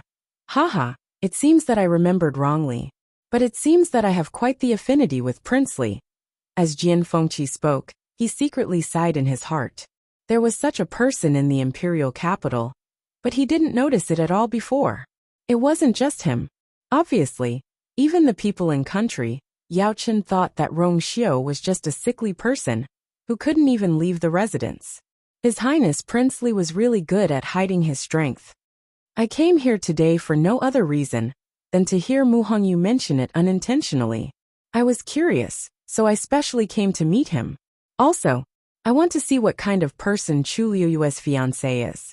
Jian Fengqi's words were too straightforward and even seemed a bit provocative. But according to his status, there seemed to be nothing wrong with what he said. After all, even Emperor Jiawen had to be polite to him. When Rong Xiu heard him mention Chu Liyue, his eyes flickered. You went to Vice Admiral Mu's place today. If young Master Jian wishes to see this prince, you can just inform him. This prince will specially invite young Master Jian to be a distinguished guest. Now that they were here, Prince Li's mansion might not be able to entertain them well. Jian Fengqi laughed. This young master has never liked to trouble others. I'll just take care of this small matter myself. Besides, she might not have the time today. Rong Xiu had a thought. Oh, Jian Fengqi suddenly realized something and looked at Rong Xiu with a serious expression. Shortly after, the smile at the corner of his mouth deepened and was tainted with a trace of evil. So Prince Li is trying to get information from me? Rong Xiu's expression didn't change. Jian Fengqi was a smart person, and some superficial skills couldn't be hidden from his eyes. Hence, there was no need for him to pretend. Young Master Jian, please tell me where you is now. Rong Jiu returned to the Imperial study and presented the ink pearl to Emperor Jiawen. Emperor Jiawen held the ink pearl and looked at it for a while before he knitted his brows. Do you know how to break this thing? Rong Jiu paused and said, there are two types of ink pearls. There are two ways to break the ink pearl. However, I've already tried it before, and it didn't work. It was obvious that the Empress's shocking secret was hidden inside. Once it was broken, the Empress's side would most likely collapse. However, he quickly realized that this ink pearl was different from normal ink pearls. With his own abilities, he couldn't break the contents at all. There seems to be a special seal on this ink pearl, but I'm useless and can't recognize it. Emperor Jiawen stared at the ink pearl and fell into deep thought. If even you can't do it, I'm afraid it's a little troublesome. Rong Jiu had many years of experience in the military, so he should be the best at dealing with such things. However, even he couldn't do anything about it, let alone the others. Looking at Emperor Jiawen's troubled look, Rong Jiu thought for a while and said, Tian Lu is an expert from the Imperial Study Academy. Tian Lu Academy's dean, Elder Yi, is very knowledgeable. Emperor Jiawen paused and shook his head. This is a serious matter, so it's better to be careful. You also have to be careful on your side and not leak any information. Yes, doubts flashed across Rong Jiu's heart. This matter involves the Empress and the Crown Prince, so it's right for father to be careful. But isn't he being too careful? What kind of person is Elder Yi? Yet, father doesn't even want to tell him. It's as if he's afraid of something. However, Rong Jiu was a smart person. Since he could tell what Emperor Jiawen was thinking, he would naturally go along with it. You can leave first. Emperor Jiawen put away the ink pearl, leaned against the chair, and waved his hands tiredly. Rong Jiu wanted to say something, but stopped himself. He wanted to take the ink pearl back and study it in detail, but he swallowed his words in the end. I'll take my leave. After leaving the palace, Rong Jiu was still thinking about the ink pearl. Father seems to value that item a lot, but if he can't crack it himself, isn't it useless? Does father have other thoughts? The more Rong Jiu thought about it, the more uncomfortable he felt. Ever since Heptagon Alley, father's reaction has been very strange. He seemed to know something, but he kept it a secret and only told them to investigate the Empress. Now that the ink pearl incident was out, it was even more obvious. Rong Jiu was walking when he suddenly felt that someone was walking toward him. He couldn't help but look up. The person was a slender woman, but most of her face was covered by a white veil. Rong Jiu secretly knitted his brows. It's actually Chu Xianmin? She's here to find me? As expected, Chu Xianmin stopped when she was 3 steps away from him and curtsied. Greetings, Third Prince. Chu Xianmin? What are you doing here? Even though Rong Jiu wasn't very familiar with Chu Xianmin, he had heard quite a bit of news about her when he returned to the Imperial city. Especially, she was Rong Jin's concubine. Xianmin has something to discuss with the third prince. Rong Jiu knitted his brows. What can Chu Xianmin say to me? Could it be? If you're here to plead for the crown prince, you can go back now. Chu Xianmin lightly shook her head. Third prince, you're mistaken. Even though I'm the crown prince's subordinate, I know the severity of the situation. I'm here today because I have something to tell you. I've been conflicted about this for a long time, but after thinking about it, I still think it's better to tell you. The feeling in Rong Jiu's heart grew stronger. But I have a request. Please don't let anyone know that I'm the one who told you this. Chu Xianmin tightly gripped the handkerchief in her hands, as if she was very nervous and worried. Rong Jiu said, Okay, just say it. Chu Xianmin hesitated for a moment before she lowered her voice and said, Previously, I heard the crown prince discussing with eldest princess Situ. He said that he wanted her help to find a way to enter the palace and meet the empress. It should be within these 2 days. Rong Jiu's heart skipped a beat. He suddenly remembered the strange sound he heard in the empress's palace. Mobile users, please browse and read. A better reading experience comes from IUN. Chapter 389. Golden Inheritance Peak. Chu Liyue followed Mu Qinghe forward. The surrounding forest was verdant and lush, perfectly concealing the two of them. Other than the occasional sound of the wind blowing the leaves, the surroundings were silent. Soon, a flight of stairs appeared in front of the two of them. Chu Liyue looked up. Layers of stairs were stacked on top of each other, extending from the foot of the mountain to the top. At a glance, it was almost impossible to see the end. It was said that there were a total of 999 steps on this flight of stairs. Golden Inheritance Peak was steep, and it was imaginable how much manpower and resources were needed to build such a flight of stairs. At the top of the mountain was the place where country Yao Chen's emperor worshipped his ancestors every year. Other than the emperor, even the empress didn't have the qualifications to climb to the top of the stairs. She could only stay at the bottom and wait quietly. Chu Liyue couldn't help but glance at Mu Qinghe in front of him. Don't tell me he wants to go to the top. Furthermore, he previously said that he wanted to enter the Imperial Mausoleum. Chu Liyue only thought of a problem now. Where is the entrance to the Imperial Mausoleum? Golden Inheritance Peak was surrounded by strict guards, and there was only one flight of stairs on the way up. The Imperial Mausoleum was buried under Golden Inheritance Peak. After walking for such a distance, she didn't find any suspicious places that could be used as an entrance. Other than the trees, there were only rocks. Mu Qinghe continued to walk up, and Chu Liyue could only continue to follow. The two of them weren't slow, and it didn't take long for them to reach the middle of the mountain. At this point, Mu Qinghe finally turned back to look at Chu Liyue. Other than her slightly flushed cheeks and some fine beads of sweat on her forehead, she didn't look tired at all. This was absolutely impossible for an ordinary rank 2 warrior to do, but to Chu Liyue, it didn't seem to be a difficult task. Vice Admiral Mu, what's the matter? Chu Liyue saw that she had stopped and couldn't help but ask curiously. Mu Qinghe said ambiguously, The strength of your physical body is even stronger than I had expected. Chu Liyue coughed. Actually, she had also noticed this. Not to mention martial artists of the same level. Even cultivators of a higher level than her might not be able to match her in this aspect. And this was not something that could be explained by talent. If he wanted to obtain a stronger physical body, he would have to cultivate diligently. Sometimes he would also need some natural treasures to assist him. Mu Qinghe knew this very well. Perhaps she was starting to have doubts in her heart. Just as Chu Liyue was thinking about how to deal with him, he saw that he didn't say anything and continued to walk up. Chu Liyue didn't say anything and just followed behind him at a leisurely pace. She vaguely felt that Mu Qinghe seemed to be a little anxious. Why was he in such a hurry? Time passed by bit. Chu Liyue and Mu Qinghe finally finished half of the stairs.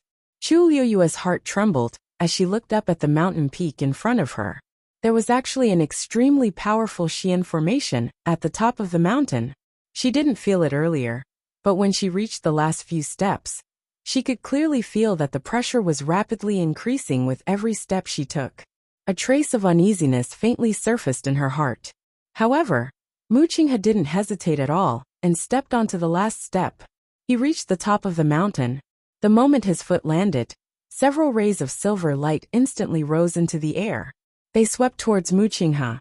A cold light flashed in Mu Qinghe's hand, and a long sword appeared. He quickly raised his sword and slashed down fiercely. Boom! A dull sound suddenly exploded at the top of the mountain. Bang! Bang! Bang! The numerous streaks of silver light that had rushed to his body instantly dissipated. They transformed into countless rays of light. They scattered in all directions. He actually intended to forcefully break the Xian formation. The commotion at the top of the mountain immediately attracted the attention of the surrounding guards. Someone has trespassed on Golden Inheritance Peak. How is this possible? The barrier outside Golden Inheritance Peak didn't move at all. But the fluctuation just now did indeed come from the top of the mountain. As they spoke, numerous figures instantly rushed up into the air. At the same time, someone finally saw Mu Qinghe and Chu Liyue's figures. There are two people at the top of the mountain. This caused everyone to be dumbfounded. Golden Inheritance Peak was heavily guarded. Who exactly was it that dared to silently barge in and even reach the top of the mountain? A black-robed elder shouted in a deep voice. Everyone listen up. Seal off Golden Inheritance Peak immediately. Don't let those two people escape. His deep and powerful voice reverberated mightily. Yes. The black-robed elder frowned and rushed forward, wanting to see who exactly those two people were. There weren't many people with such strength in country Yaochun, so he didn't know who was so audacious. Unfortunately, due to the cover of the forest on the mountain peak, he couldn't see the two people's faces. He could only vaguely recognize that they seemed to be a man and a woman. Boom, boom, boom, boom. Right at this moment, a series of booming sounds came from the top of the mountain. The black-robed elder was shocked. The Xian formation on the mountain peak had actually been broken by the other party. That was a Xian formation that had been passed down for thousands of years in country Yaochun. How could it be broken so easily? The other party's strength was probably stronger than what he had imagined. Without hesitation, he took out a bamboo tube and injected some force into it. Then he suddenly threw it into the air. Boom! Bright and dazzling fireworks bloomed in the sky. At the same time, a deafening sound was heard. Chu Liyue watched as Mu Qinghe raised her sword and slashed open a path. Frenzied energy fluctuations spread in all directions, almost suffocating her. Mu Qinghe stood in the middle of the turbulence, her clothes fluttering in the wind. Right at this moment, Chu Liyue heard the shocking sound. When she looked up, she saw the huge fireworks. The other party had discovered them and was already requesting for reinforcements. Chu Liyue gritted her teeth. Then, she finally took the last step and reached the top of the mountain. Just as she was about to follow Mu Qinghe, the transparent water droplet in her dantian suddenly started to spin. An indescribable summoning suddenly came from beneath her feet. Chu Liyue was shocked and immediately looked down.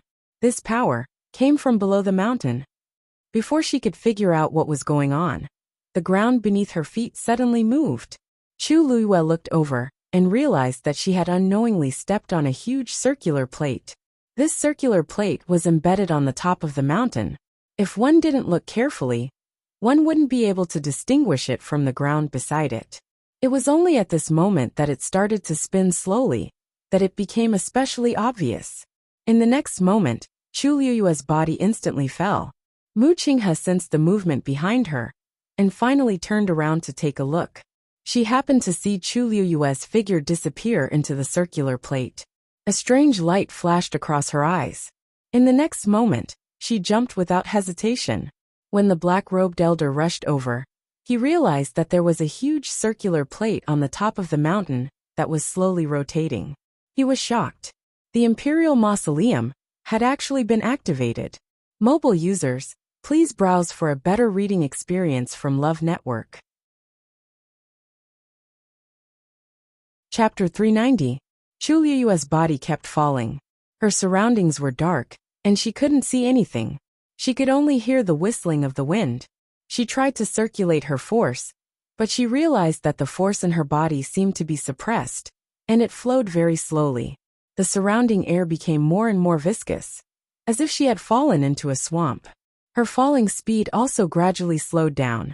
After an unknown amount of time, she finally landed on the solid ground. She looked around and groped her way up.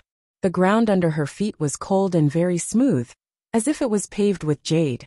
She pursed her lips. There was no light source here, so she had no idea what was going on here. She had to think of something. She suddenly thought of something and raised her hand. A cluster of crimson-red smoke suddenly appeared in his palm. However, before Chu Liyue could smile, the flames were quickly extinguished. The surroundings fell into darkness again. Chu Liyue frowned. She had almost forgotten that she couldn't use her force here, so she naturally couldn't summon her force to transform into flames. She stood on the spot for a while without moving. She only pricked up her ears and listened carefully to the movements around her. Drip, drip. The sound of water dripping could be heard. Chu Liyue subconsciously looked in the direction of the sound. Although she still couldn't see anything, the sound of water inexplicably made her feel more at ease. But the next moment, her heart suddenly hung in the air. It had been a while since she fell, so why hadn't she seen Mu Qinghe yet? She remembered that when she fell, Mu Qinghe was following her closely. But now, where was he? Moreover, what was even stranger was that below Golden Inheritance Peak was country, Yao Chen's Imperial Mausoleum. Why would there be the sound of water in the Imperial Mausoleum? Just as Chu Liyue was deep in thought, she felt a weight on her shoulder. Dumpling came over. Unlike before, Dumpling seemed to be a little nervous as it nestled on her shoulder motionlessly. Chu Liyue sensed its emotions and felt strange. Dumpling had always been bold. Even when facing the level 7 black-winged sky-swallowing python, she did not shrink back. She even dared to curse at the legendary three-eyed eagle. She had always been fearless. What happened this time? Chu Liyue patted its head to comfort it. Dumpling grabbed her clothes and snuggled up to her tightly. Suddenly, Chu Liyue had an idea. With a thought, something suddenly appeared in her palm. Heavenly Square Cauldron. This thing was small and exquisite, so it fit perfectly in her palm. And inside, the transparent karmic fire was burning. There was only a black shadow in the middle. That was the soul of the legendary three-eyed eagle. The surroundings were instantly illuminated by the flames. Chu Liyue's lips curved up. It really works. Since this heavenly square sacred cauldron could suppress a divine beast, it must be extremely powerful. Chu Liyue thought that perhaps the hellfire inside could resist the suppression here. The result was as expected. After a moment, the legendary three-eyed eagle's incredulous voice was heard. Why you actually used the heavenly square sacred cauldron to light up the place? Because of the shock, its voice was trembling slightly. It never expected that the first time it officially left Chu Liyue's dantian would be in such a situation. Does Chu Liyue know what the heavenly square sacred cauldron is? Yes, make the best use of it. Chu Liyue did not care at all, and her voice was light. The legendary three-eyed eagle was speechless. Chu Liyue ignored it and looked around. The surroundings were empty. There was actually nothing. But the ground was actually paved with green and white jade. Chu Liyue was slightly shocked. Green and white jade was very precious, but it was actually used to pave the ground here. And it seemed that it was not only used in this small area. Just this alone was worth more than a city. Country Yaochen actually used so much money to build the Imperial Mausoleum. It was really generous. I really don't know what it will be like inside. Chu Liyue carefully felt the subtle calling, and finally chose a direction, and walked forward. Tap, tap, tap. In the silent space, Chu Liyue's footsteps were exceptionally clear. Gradually, the sound of water dripping seemed to become louder.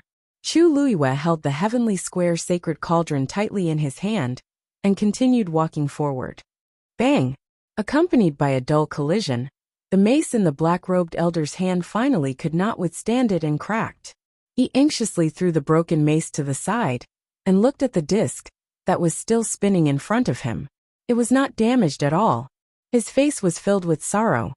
Elder Zhongqi, This disc was personally forged by the ancestor. Ordinary items can't open it at all. That's right. Let's find another way. If it really doesn't work, I'm afraid we'll have to wait for His Majesty to come personally. The few people standing at the side finally could not help but speak. Zhongqi shouted in annoyance. Of course I know this. He had been guarding this place for decades. How could he not know this? But if they did not think of a solution as soon as possible, how were they going to explain it to His Majesty? Under heavy guard, someone actually trespassed into Golden Inheritance Peak, and even climbed to the top to enter the Imperial Mausoleum. It would not be enough even if all of them died 100 times. Wait. If we really wait for His Majesty to come, everyone here will have to bear the consequences. The few of them looked at each other and fell silent. Zhongqi stared at the disc hatefully. Did anyone see the appearance of those two people just now? No one answered. Zhongqi closed his eyes. He was the fastest to rush over at that time. Even he did not see them, let alone the others. Everyone stay here and guard it. I don't believe that they won't come out. Huge fireworks bloomed in the sky above the Imperial city. Rongxiu's eyes narrowed as an extremely cold murderous intent flashed across his eyes. Mu Qinghe actually brought you, to the Imperial Mausoleum. He immediately said, Young Master Jian, I still have something to deal with. I'll take my leave first today. After saying that, he lifted his feet and left. Jian Fengqi was stunned for a moment before he raised his head to look at the sky. What kind of signal was that just now? From the looks of it, the commotion caused was not small. He thought of something, and the corners of his mouth curled up into an impudent smile. Princely, are you going to the place where the fireworks are released? It just so happens that I have nothing to do. How about I go with you? Rongxiu suddenly looked back, and quietly glanced at Jian Fengqi. In an instant, a biting cold and terrifying murderous intent swept toward Jian Fengqi. Mobile users, please browse for a better reading experience from Love Network. Chapter 391. Jian Fengqi's body tensed up instinctively. Force quickly gathered in his palm. But in the next moment, the murderous intent disappeared inexplicably, as if it had never appeared. Rongxiu smiled faintly. Please help yourself, young Master Jian. Then, he turned around and left without hesitation. Jian Fengqi stood rooted to the ground for a while. What happened just now? At that moment, he only felt a strong murderous intent erupt from Rongxiu. But it disappeared so quickly that he almost thought that he had seen wrongly. But, how could he make a mistake on such a matter? Looking at Rongxiu's disappearing figure, Jian Fengqi raised his eyebrows slightly. This princely seems to be more unfathomable than I imagined. He turned around and looked at the fireworks in the sky. There was only one last trace of fireworks left. Everyone in the imperial capital could see it clearly. No matter who sent this signal, something big must have happened. Jian Fengqi touched his chin. Could it really be that Mu Qinghe caused the commotion? Thinking of this, he suddenly felt a little interested. Previously, when Mu Qinghe wanted to come to country Yaochun, he felt that it was a little strange. Even if the higher-ups ordered to find a genius with an Earth-class Yuan meridian, with Mu Qinghe's status, there was no need for her to do it personally. She could just send someone to do it. But Mu Qinghe still came. And these few days, Mu Qinghe had been leaving early and returning late. He had no idea what she was doing. Thinking of this, he simply turned around and headed in that direction. Chu Luiyue held the heavenly square cauldron in her hand, and slowly moved forward in the darkness. After walking for some time, she finally saw a wall. Chu Luiyue looked up to take a closer look and realized that it was really a dead end.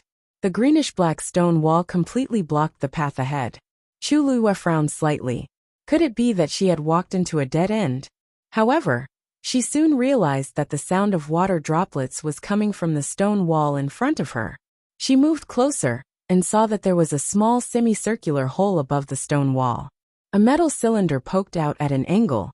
Water droplets were flowing out from it, dripping down drop by drop.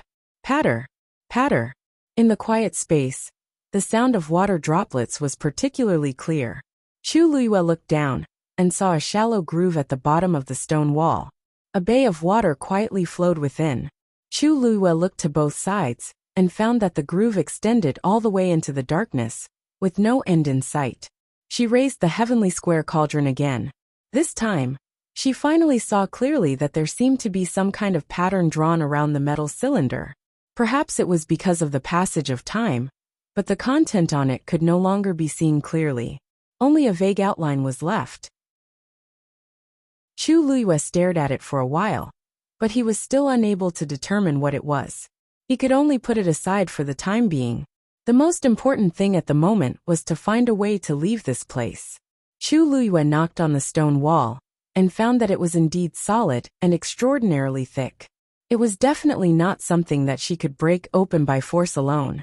Then she carefully checked it again, but did not find any mechanism. Could it be that she could only go back the way she came?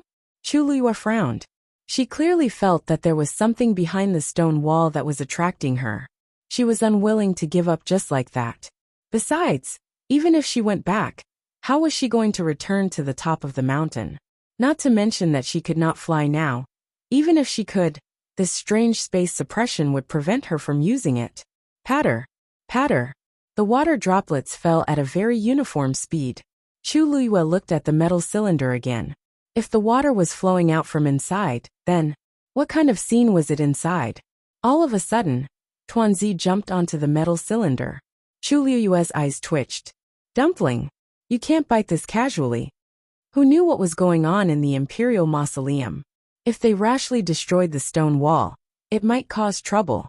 There had always been many things to pay attention to in the mausoleum, especially in the Imperial mausoleum. It could be said that it was filled with traps. Chu Luiyue did not want to lose her life here. Dumpling shook its head, a look of disdain in its eyes. I have a lot of requirements, okay? Why would I just bite anything I see? Then, Dumpling pointed at the metal cylinder under its feet, and hugged it with its claws. Chu Luiyue suddenly understood. You want me to turn this thing? Dumpling immediately nodded excitedly. Chu Luiyue hesitated. This thing shouldn't be moved, right? Although she said that, she still stretched out her hand.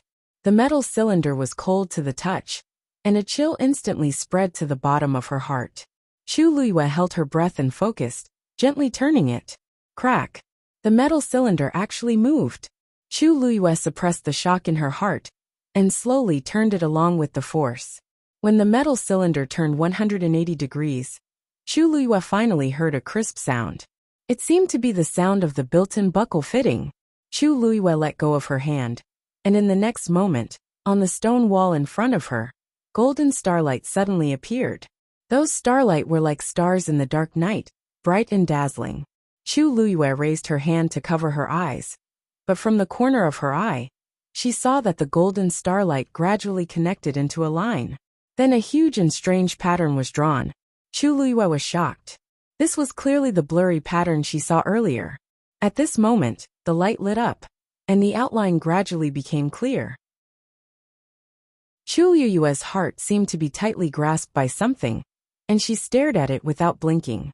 That was boom. Before she could see it clearly, the stone wall suddenly split from the middle of the metal cylinder. A dazzling white light shot out from it. Chu Luiyue's eyes instantly turned white. Dumpling jumped back onto her shoulder and grabbed her clothes tightly. After a while, the surrounding movements gradually quieted down. Chu Luiyue also gradually adapted to the white light, and she focused her eyes to look inside. When she saw the scene in front of her, she finally couldn't help but gasp. He saw a wide river flickering with silver light flowing through the sky. The starlight in the river shone brightly, illuminating the entire space. Just now, when Chu Luiyue opened the stone wall, the white light she felt came from here. Chu Luiyue opened her eyes wide in shock. That river floated in the air, clear and clean, but also shining brightly. At a glance, it looked like the Milky Way in the dark night, dazzling and magnificent. At the bottom of the river, there was a spacious square. A lonely golden throne was quietly placed in the center. However, that wasn't what shocked Chu Luiyue the most. That was because a man was sitting on that golden throne. Mobile users, please browse for a better reading experience from Love Network. Chapter 392. There was actually someone in the Imperial mausoleum that had been sealed for thousands of years. Chu Liyue was shocked. At the same time, she quickly sized up the man. After seeing him clearly, she realized that something was wrong. This man did not seem to be a living person. He was tall and wore a black robe with golden dragon patterns embroidered on his chest and cuffs. He looked noble and dignified. At a glance, this man was about 40 years old, but he was elegant and had an outstanding temperament. It could still be seen that when he was young, he must have been a rare handsome man. It was just that his eye sockets were actually pure black. Chu Liyue could not help but stare at those eyes. They were two dark vortexes. On the surface, they looked calm and peaceful. But in the depths, one could see the changes of life and death, and the disappearance of stars. "Who are you?" The man looked at Chu Liyue and slowly asked in a deep voice. Chu Liyue's mind suddenly became drowsy. Waves of fatigue surged up, and her entire mind seemed to relax. "Chu Liyue," she replied in a low voice. The large space suddenly quieted down. After a moment, the man asked again. "No, you are not Chu Liyue." His voice seemed to carry some kind of indescribable power. It fell heavily in her ears and reached the bottom of her heart. Chu Liyue shook her head. Her voice was firm. "I am Chu Liyue. This body, this appearance, if she was not Chu Liyue, who was she?" The man suddenly laughed, as if he had heard a joke. "Look up." Chu Liyue looked up and saw the slowly flowing river across the sky. Countless stars were reflected in her eyes, making her look resplendent. Suddenly, those lights dissipated. The river swayed, and a scene seemed to appear in front of her. Chu Liyue's brows furrowed. It was a cliff. On the cliff that extended from the cliff, there was an octagonal pavilion. The white mountain mist drifted here and there, adding a bit of spiritual energy to this precipitous land. In the octagonal pavilion, a black-clothed man stood with his hands behind his back. The mountain wind blew, lifting up the corners of his clothes. He looked like an immortal who was about to fly away with the wind. Chu Liyue looked at his back and felt an inexplicable sense of familiarity. She seemed to have seen this person before. When she saw the cliff in the octagonal pavilion, she didn't feel any sense of unfamiliarity. It was as if she had already been there. There seemed to be something surging at the bottom of her heart, as if it was about to break out, but she couldn't make it clear. This made her feel like her heart was in a mess, adding to her anxiety for no reason. She opened her mouth, as if she wanted to call out the black-clothed man's name, but she seemed to have become a mute, unable to make a sound. There seemed to be a ball of fire burning in the bottom of her heart, making her extremely anxious. "You." Chu Liyue anxiously wanted to speak, but just as he managed to spit out a word, he saw the black-clothed man suddenly turn sideways. Chu Liyue suddenly paused and stared intently. However, just as she was about to see the man's face, she suddenly felt a sharp pain in her hand. Chu Liyue was jolted awake. Looking down, she realized that Dumpling had bitten her hand hard. Dark red blood gradually seeped out of the wound, waking her up completely. What happened to her just now? She actually fell into the other party's dangerous situation so easily. "Dumpling, thank you. Just now, I almost..." Chu Liyue said softly, but suddenly stopped. Almost what? Why was she rejoicing in the depths of her heart? This feeling rarely appeared to her. Usually, she would only feel this way when she was trying to avoid making a big mistake. But in that situation just now, although her mental defenses were almost broken, it didn't seem to have anything to do with her biggest secret. Why did she have the illusion that she had survived a disaster? Chu Liyue looked up again. The suspended river had returned to its original state, and the scene on it had completely disappeared, as if it had never appeared, including that cliff, that octagonal pavilion, and that man. Chu Liyue pursed her lips. She was so eager to see the man's appearance. This had never happened before. She suppressed the waves in her heart, clenched her fists, and looked at the man on the throne. "Do you think that you can trap me with such an illusion?" The black-clothed man's face revealed a meaningful smile. "Do you think that was an illusion?" Chu Liyue's heart sank. All the scenes that appeared in the weak water came from your memory. Whatever you are thinking, it will naturally reflect what you are thinking. A low and slow voice sounded, and every word was like a clap of thunder. Chu Liyue's body tensed up. If that was the case, the scene she saw just now was real. But in her past life and present life, there was no such scene in the memory of her two lives. I don't even know your identity, how can I believe what you say? Chu Liyue sneered. I can be sure that I have never seen that scene. Your method of lying is a little too clumsy. Oh, are you really sure? The man seemed unmoved, and calmly continued to ask. Chu Liyue's heart jumped, and she secretly gritted her teeth. Rationally, she believed that every word she said was correct, because she really did not remember that scene. However, in the depths of her heart, there was a faint uncertainty, because everything she saw just now had an indescribable sense of familiarity, especially the man standing with his hands behind his back. She only saw a back view, but had the urge to call his name. If she really had not seen it before, how could this be? You don't know my identity, but I know who you are. The black-clothed man raised his eyes, staring at Chu Liyue with a confident smile. It was as if everything was under his control. Who exactly are you? Chu Liyue shouted in a deep voice. You will naturally know when you find me, the man said and suddenly stood up. I'll wait for you. Then, without waiting for Chu Liyue to react, his figure instantly turned into countless silver stars and flew into the river in midair. Without a trace, Chu Liyue came back to her senses after a while. That black-clothed man left just like that. He said that he would find him. Where could she find him? She couldn't possibly enter that river too, right? On one hand, she couldn't go up at all. On the other hand, who knew what would happen if she entered? Chu Liyue pondered for a moment, and finally decided to continue forward, heading towards the throne in the middle. Other than the throne, there was nothing else here. If she couldn't find any clues on it, then she would really have a headache. Chu Liyue walked step by step, and finally stood in front of the throne. Suddenly, her eyes focused, and she carefully stared at the back of the throne. In the middle position there was a line of words. East of the weak water.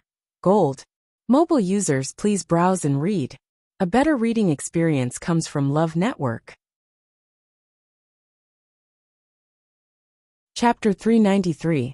In the palace. Rongjio took big strides toward the Imperial study. All the palace mates he met on the way greeted him respectfully. Now that the Crown Prince and Empress were under house arrest, His Majesty had handed many things to the third prince. Everyone could tell that the Imperial city was about to change. But seeing Rongjio's tense face, the palace maids didn't dare to say anything as if something important had happened. Rongjio walked quickly, and he was frustrated. No matter how much I calculated, I didn't realize that Situ Xingqian was also in the Empress's palace back then. If I was more careful back then, I would have definitely noticed something amiss. Perhaps, I could have walked forward and pulled the screen aside to discover Situ Xingqian. But I didn't. Things had been going too smoothly these few days, so I was so careless that I forgot about this person's existence. At first I didn't care about it, but thinking about it now, I feel that there's something fishy going on. Situ Xingqian and Rongjin had a marriage agreement, but she didn't ask to cancel it even after Rongjin got into trouble. What else could it be if she didn't have a motive? Situ Xingqian must know something, so she's willing to help the Empress and Rongjin. I actually didn't think of checking on Situ Xingqian before this. Before he reached the Imperial study, Rongjio heard hurried footsteps in front of him. He looked up and saw Emperor Jiawen, who was walking at the very front. Emperor Jiawen's expression was dark and vicious, which he had never seen before, and it had an intense murderous aura. Rongjio was shocked. What's going on now? Greetings, father. Rongjio quickly walked forward and bowed. Emperor Jiawen saw Rongjio and knitted his brows. Why are you still in the palace? At this time, Rongjio should have left the palace. Rongjio immediately said, Father, I'm sorry. Imperial father, I have returned because I have something important to tell you immediately. Emperor Jiawen didn't stop and continued walking forward. Wait for me to come back. As he spoke, he had already walked past Rongjio. Rongjio was dazed. What's going on? Father, I really have something urgent. Third prince, you should wait first. Eunuch Min walked to Rongjio's side, waved his horsetail whisk and persuaded him. Can't you see how anxious His Majesty is right now?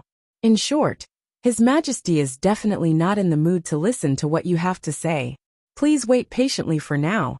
Rongjio asked suspiciously. Eunuch Min, please give me some pointers. This Imperial father seems to be in a hurry. What exactly is he going to do? You still don't know. Eunuch Min blurted out in shock. He quickly looked around, pointed to the sky, and said in a low voice, That's right. You didn't see the commotion just now? Rongjio was dazed for a moment before he understood. That's news from the Imperial Mausoleum. How could His Majesty not be anxious? Eunuch Min slapped his thigh. This old servant has to leave now. Your Highness, you should do as you see fit. Eunuch Min then immediately chased after Emperor Jiawen.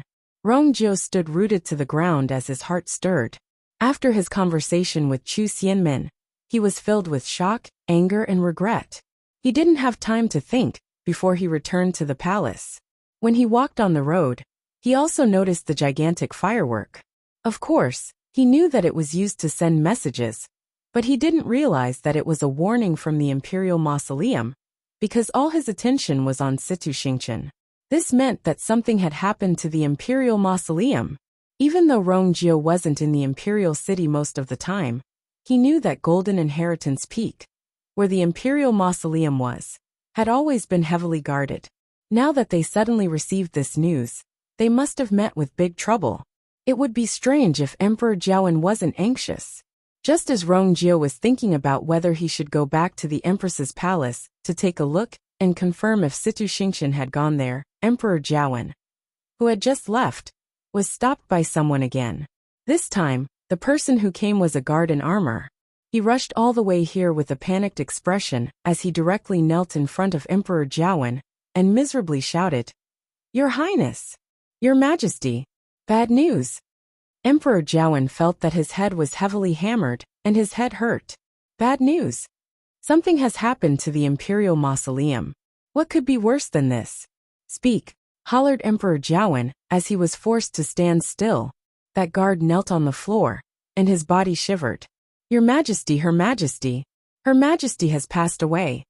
The surroundings suddenly fell into dead silence. Emperor Jiawen's expression froze.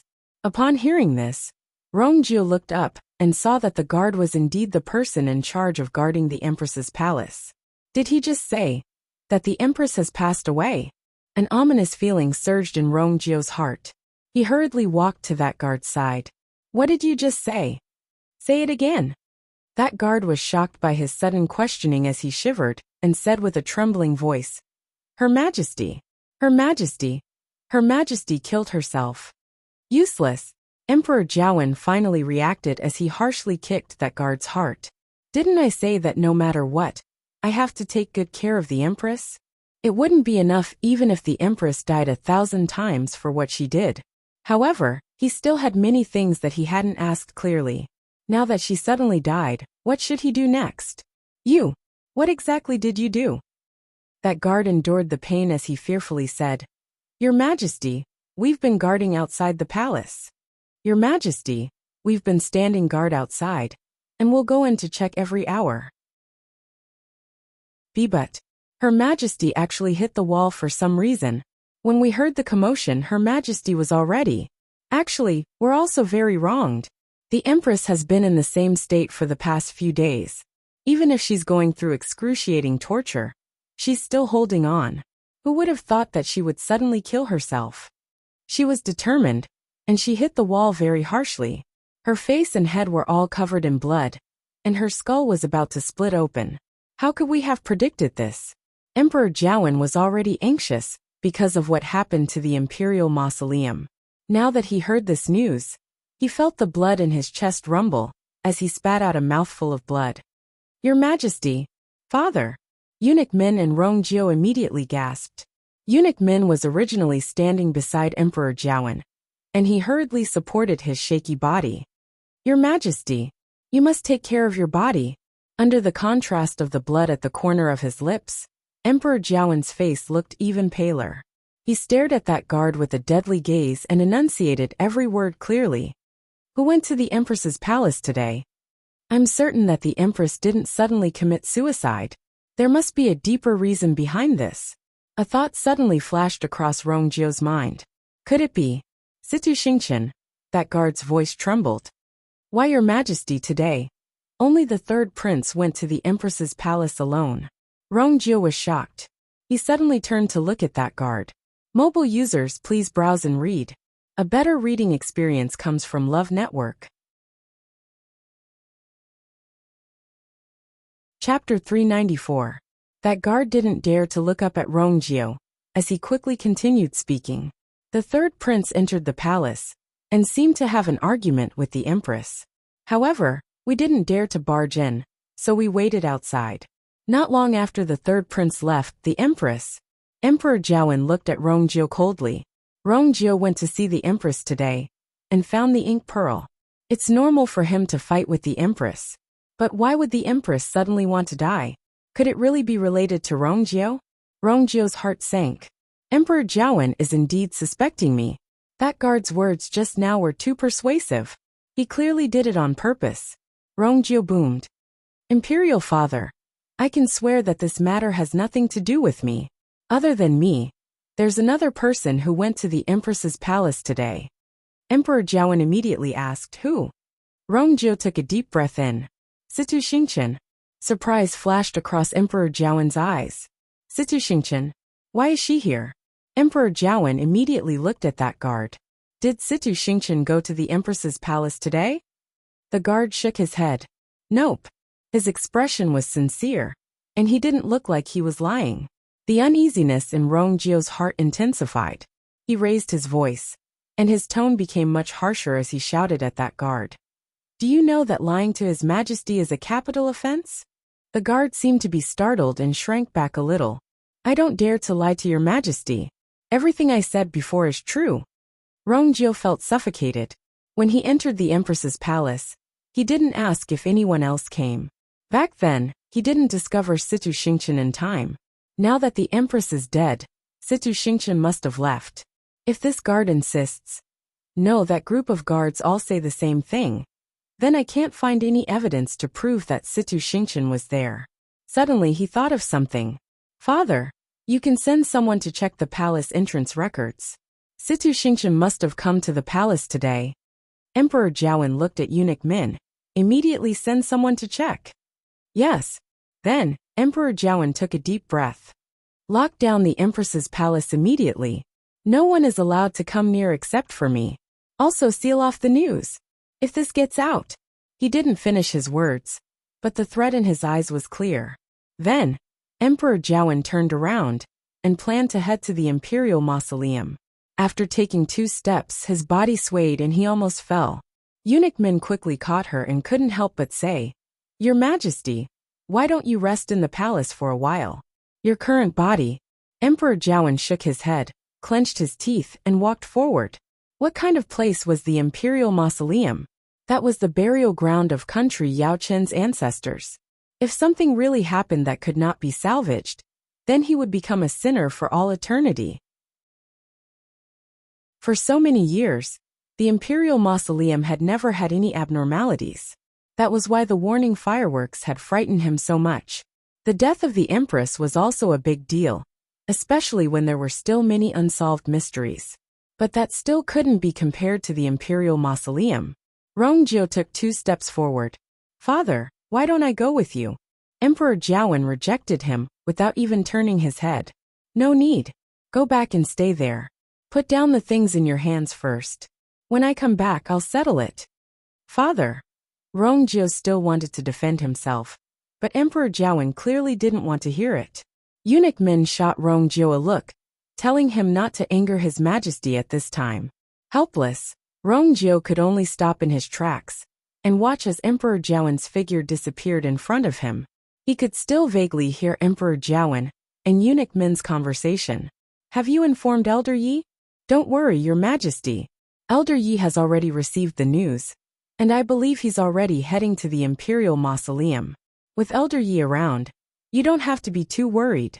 The voice gradually became softer until it couldn't be heard. Rongjio slowly clenched his fists in his sleeves as he turned to look at that guard. A murderous intent that was filled with a thick blood aura enveloped the guard. Third prince, please calm down. That guard clearly sensed the danger as he immediately knelt down and begged for mercy. Calm down?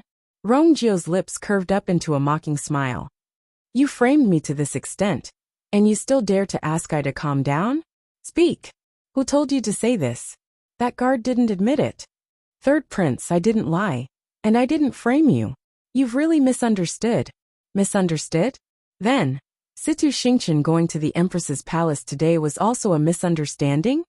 Seeing that Rongjio's aura was getting scarier, that guard guiltily shifted his gaze away and said very softly, Third prince, I've already said it several times. Your Highness, this humble one has already said it many times. Today, other than you, no one else has entered the Empress Palace. Why don't you believe me? His Majesty has already ordered for a thorough investigation.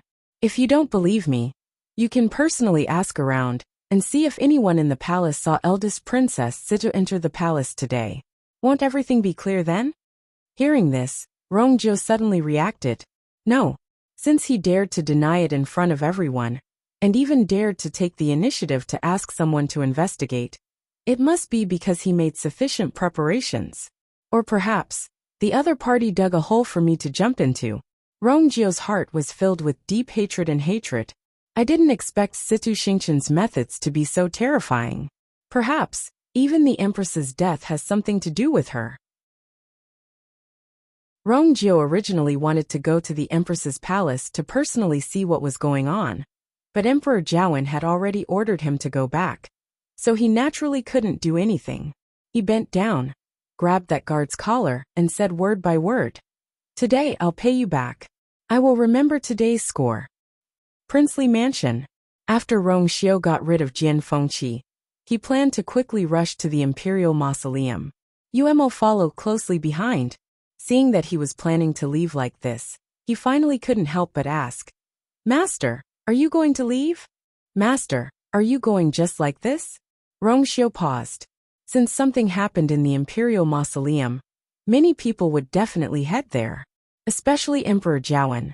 If they saw that Prince Li, who should be resting in his residence, also appeared in the Imperial Mausoleum, I wonder how they would react. Rongjio closed his eyes. I was too anxious, so I actually forgot such a simple thing. Once he thought of you, or being in the Imperial Mausoleum, his heart seemed to be suspended in midair. He was filled with anxiety and torment, and he couldn't wait to run over immediately.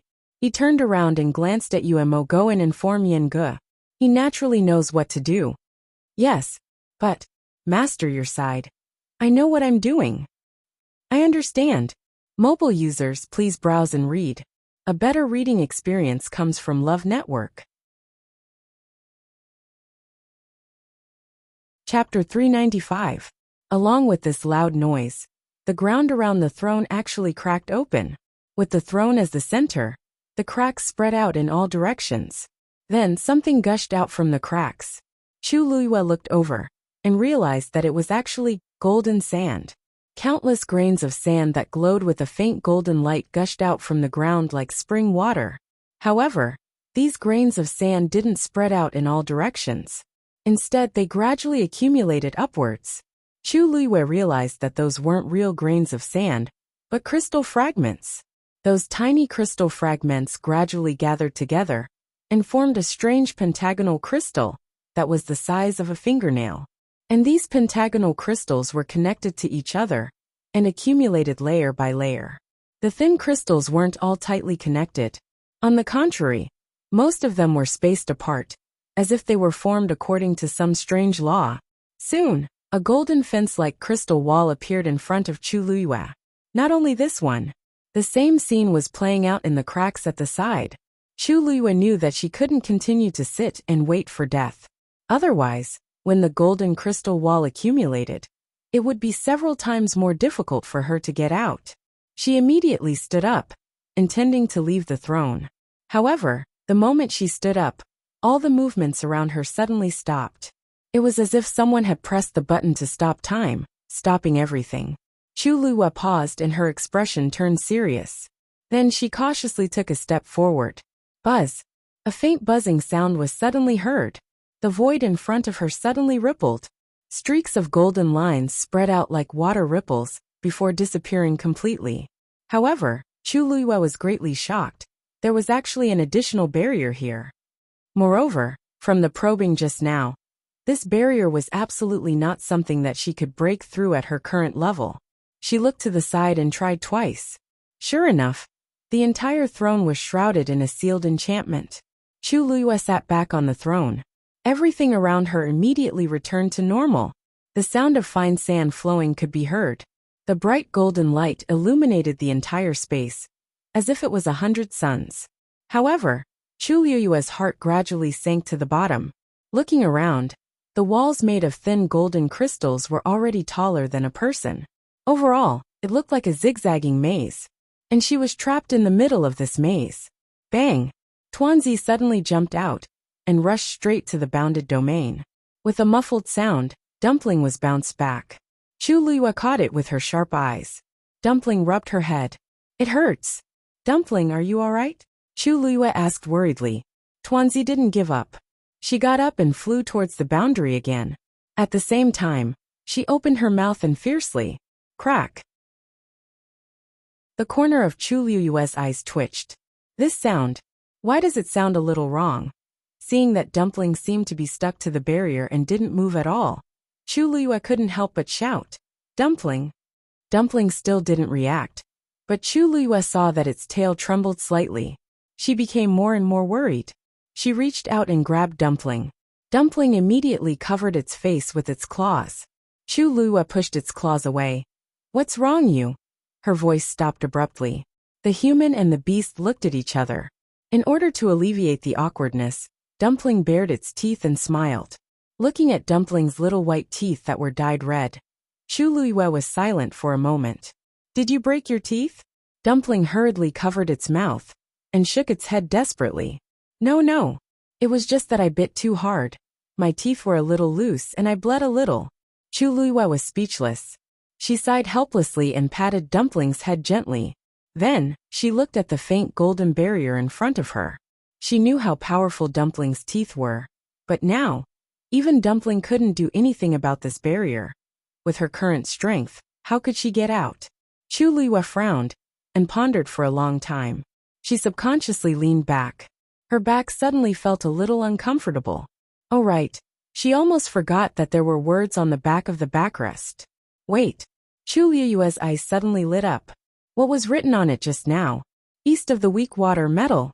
Metal, heaven and earth were chaotic, and the 5 elements were born. Metal, wood, water, fire, earth. Could it be that this metal referred to the 5 elements? The 5 elements reinforced and restrained each other. Among them, fire could restrain metal. She placed Dumpling on her shoulder and took out the heavenly square cauldron again. The transparent karmic fire burned quietly inside. Then, Chu Luiyue held her breath and focused all her attention and energy on the heavenly square cauldron. The fire moved according to his heart. With a hong sound, the transparent karmic fire instantly rose up. It pounced toward the barrier. Whoosh! The two met and let out an ear-piercing sound. That faintly golden barrier actually started to burn. While Chu Luiyue was dealing with all kinds of situations in the Imperial Mausoleum, it was peaceful outside Golden Inheritance Peak.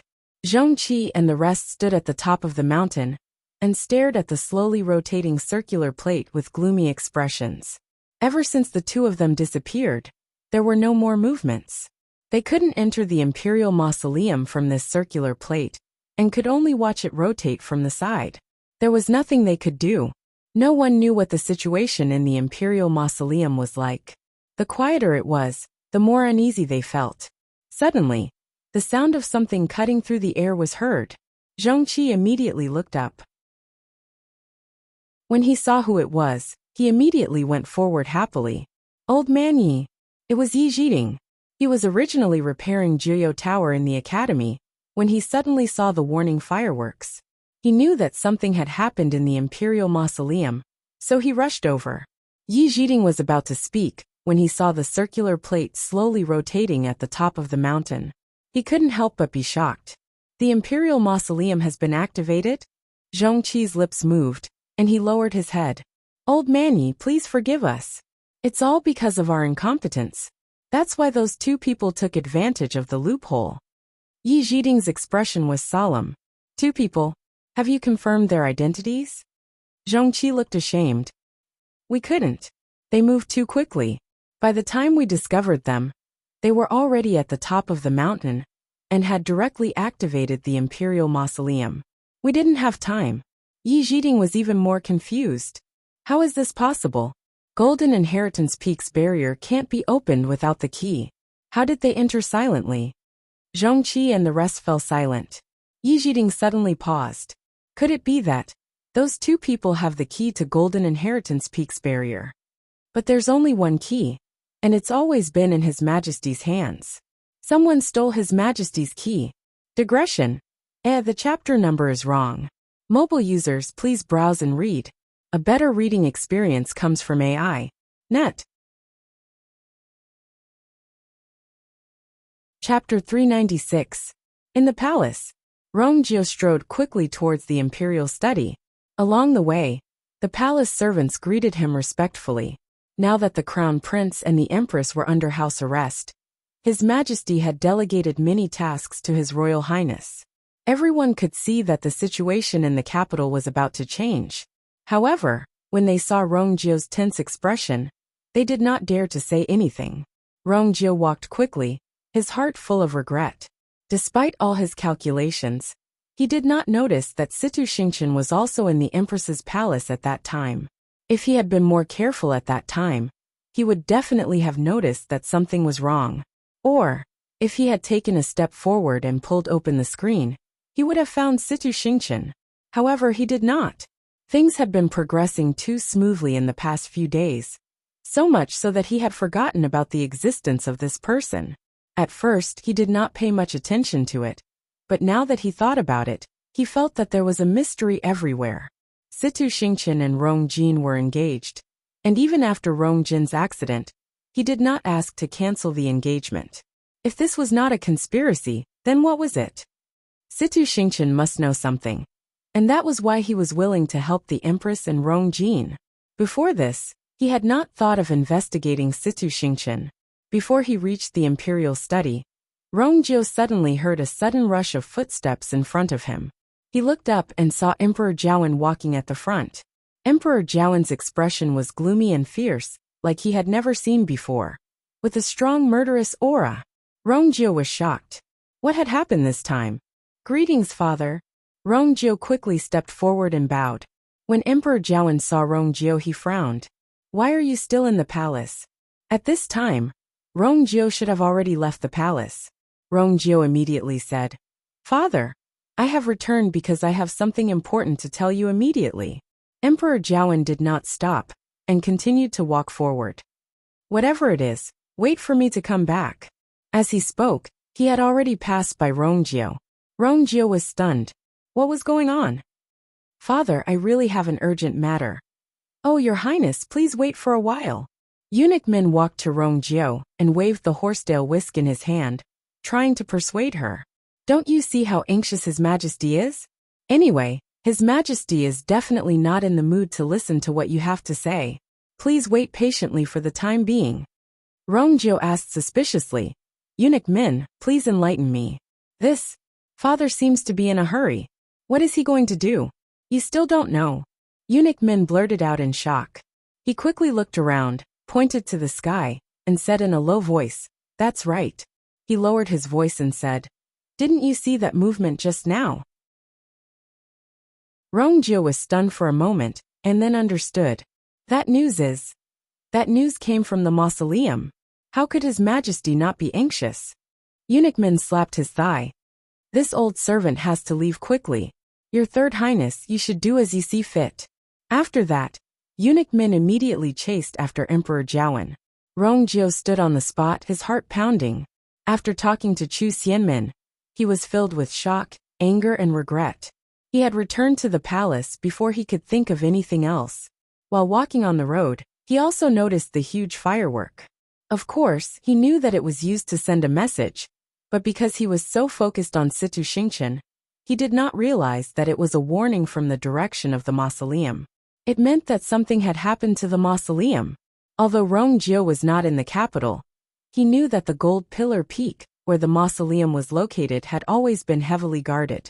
Now that this news had come, it must be a big problem. It would be strange if Emperor Jiawen was not anxious. Just as Rongjie was pondering whether he should go back to the Empress Palace to check if Situ Xingqian had been there, Emperor Jiawen, who had just left, was intercepted again. This time the person who came was an armored guard. He had rushed all the way here, and his expression was one of panic. He directly knelt in front of Emperor Jiawen and cried out in panic. "Your Majesty, bad news." Emperor Jiawen felt as if his head had been hit by a heavy hammer. His head was hurting. Bad news. Something had happened to the mausoleum. What could be worse than this? Speak. Zenith Emperor was forced to stand still and shouted in a deep voice.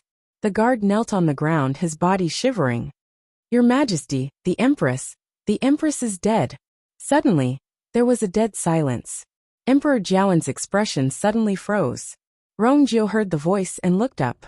He saw that the guard was indeed the one in charge of guarding the Empress Palace. Did he just say the Empress was dead? An ominous premonition surged in Rongjie's heart. He strode quickly to the side of the guard. "What did you just say? Say it again." The guard was startled by his sudden question. He shrank back a little before replying in a trembling voice. "I'm sorry, but I'm sorry. The Empress killed herself." Useless.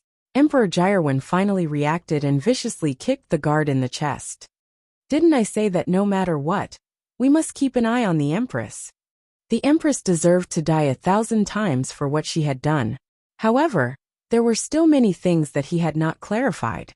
She had suddenly died. What should he do next? What the hell did you do?" The guard endured the pain and said in a trembling voice. "Your Majesty, we've been standing guard outside, and we'll go in every hour to check it out." But, the Empress actually hit her head against the wall. When we heard the noise, the Empress was already. They were actually very wronged. The Empress had been in the same state for the past few days. Even though she had suffered a lot of pain, she still endured it. Who would have thought that she would suddenly change her mind? She had steeled her heart. That collision was especially hard. Her face and head were covered in blood, and her skull was almost cracked open. How could they have predicted this? Emperor Jiawen was already anxious because of what happened to the mausoleum. Now that he heard the news, he felt the blood in his chest churning. Then he spat out a mouthful of blood.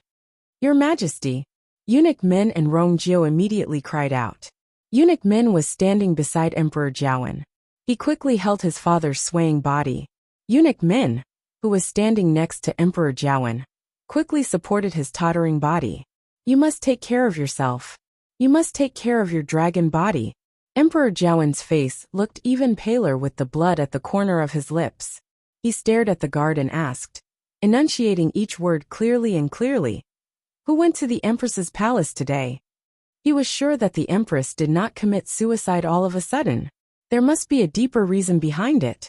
A thought flashed across Rongjie's mind. Could it be Situ Xingqian? The guard's voice trembled. Your Majesty, today. Only the third prince went to the Empress's palace." Rongjie was shocked. She turned to look at the guard.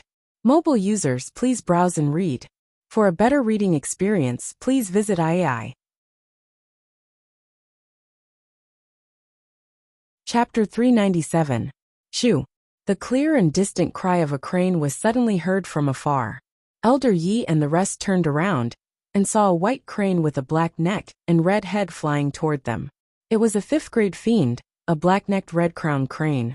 This was a fiend reared by country Yao Chen's royal family. Emperor Jiawen was sitting on its back. Under normal circumstances, the royal family rarely summoned the black-necked red-crowned crane. However, something happened in the Imperial mausoleum, so Emperor Jiawen couldn't care less. This allowed him to rush over quickly, and he was only slightly slower than Elder Yi. Emperor Jiawen already had a few guesses along the way, but his heart still sank when he saw a few figures standing at the top of Golden Inheritance Peak. Other than him, no one else had the right to come up to the top of Golden Inheritance Peak. However, so many people were gathered here, and things were clearly worse than expected. "Greetings, Your Majesty." Elder Zhongqi and the rest bowed anxiously. Elder Yi was of high status, so he naturally didn't have to do this. Hence, the moment the black-necked red-crowned crane landed, Elder Yi immediately went forward and asked, "Is there any problem?" "Your Majesty, was the key to Golden Inheritance Peak's barrier stolen by someone?" Emperor Zhaowen jumped down from the black-necked red-crowned crane's back and was shocked. "No, I've been keeping it well, and it's with me now." Elder Yi and the rest looked at each other. "Your Majesty, are you sure?" asked Elder Yi again. Emperor Zhaowen raised his hand, and a strange pattern appeared on his palm. That key is indeed still with Emperor Zhaowen. What exactly happened? Elder Yi, why do you ask? Emperor Zhaowen was also confused. Elder Yi said solemnly, "Two secret doors were opened. Two people secretly opened the barrier of Golden Inheritance Peak and opened the Imperial Mausoleum. They have already entered. The entire process was very secretive, and Zhongqi and the rest only realized that something was amiss when they reached the peak. Hence, we suspect that they stole His Majesty's key. However, that doesn't seem to be the case now." There was too much information in this sentence, and Emperor Zhaowen was dazed as his voice trembled. What? The Imperial Mausoleum has been opened. Before he could finish his sentence, he glanced from the corner of his eye and finally saw the slowly spinning circular plate not far away. Just now, he had rushed over in a hurry and didn't see it. Emperor Zhaowen's chest seemed to be blocked by something, and he felt so stifled that he couldn't breathe. Country Yao Chen's Imperial Mausoleum had existed for thousands of years, and would only open when the previous emperor passed away. But now it had been opened all of a sudden. Who is it? Emperor Zhaowen's face turned green, and the veins on his forehead bulged. Elder Zhongqi and the others immediately knelt down. "Your Majesty, please calm down. We didn't see the appearance of those two people. Your subordinates are incompetent. Please punish us, Your Majesty." Emperor Zhaowen took a deep breath in and suppressed the anger in his heart with much difficulty. Since it had already happened, what was the point of punishing him now? "Go and find him immediately. We must find these two people." Elder Zhongqi and the others broke out in cold sweat. Mr. Yi sighed and helped to explain. "Your Majesty, the Imperial Mausoleum has been opened. Ordinary people are unable to enter.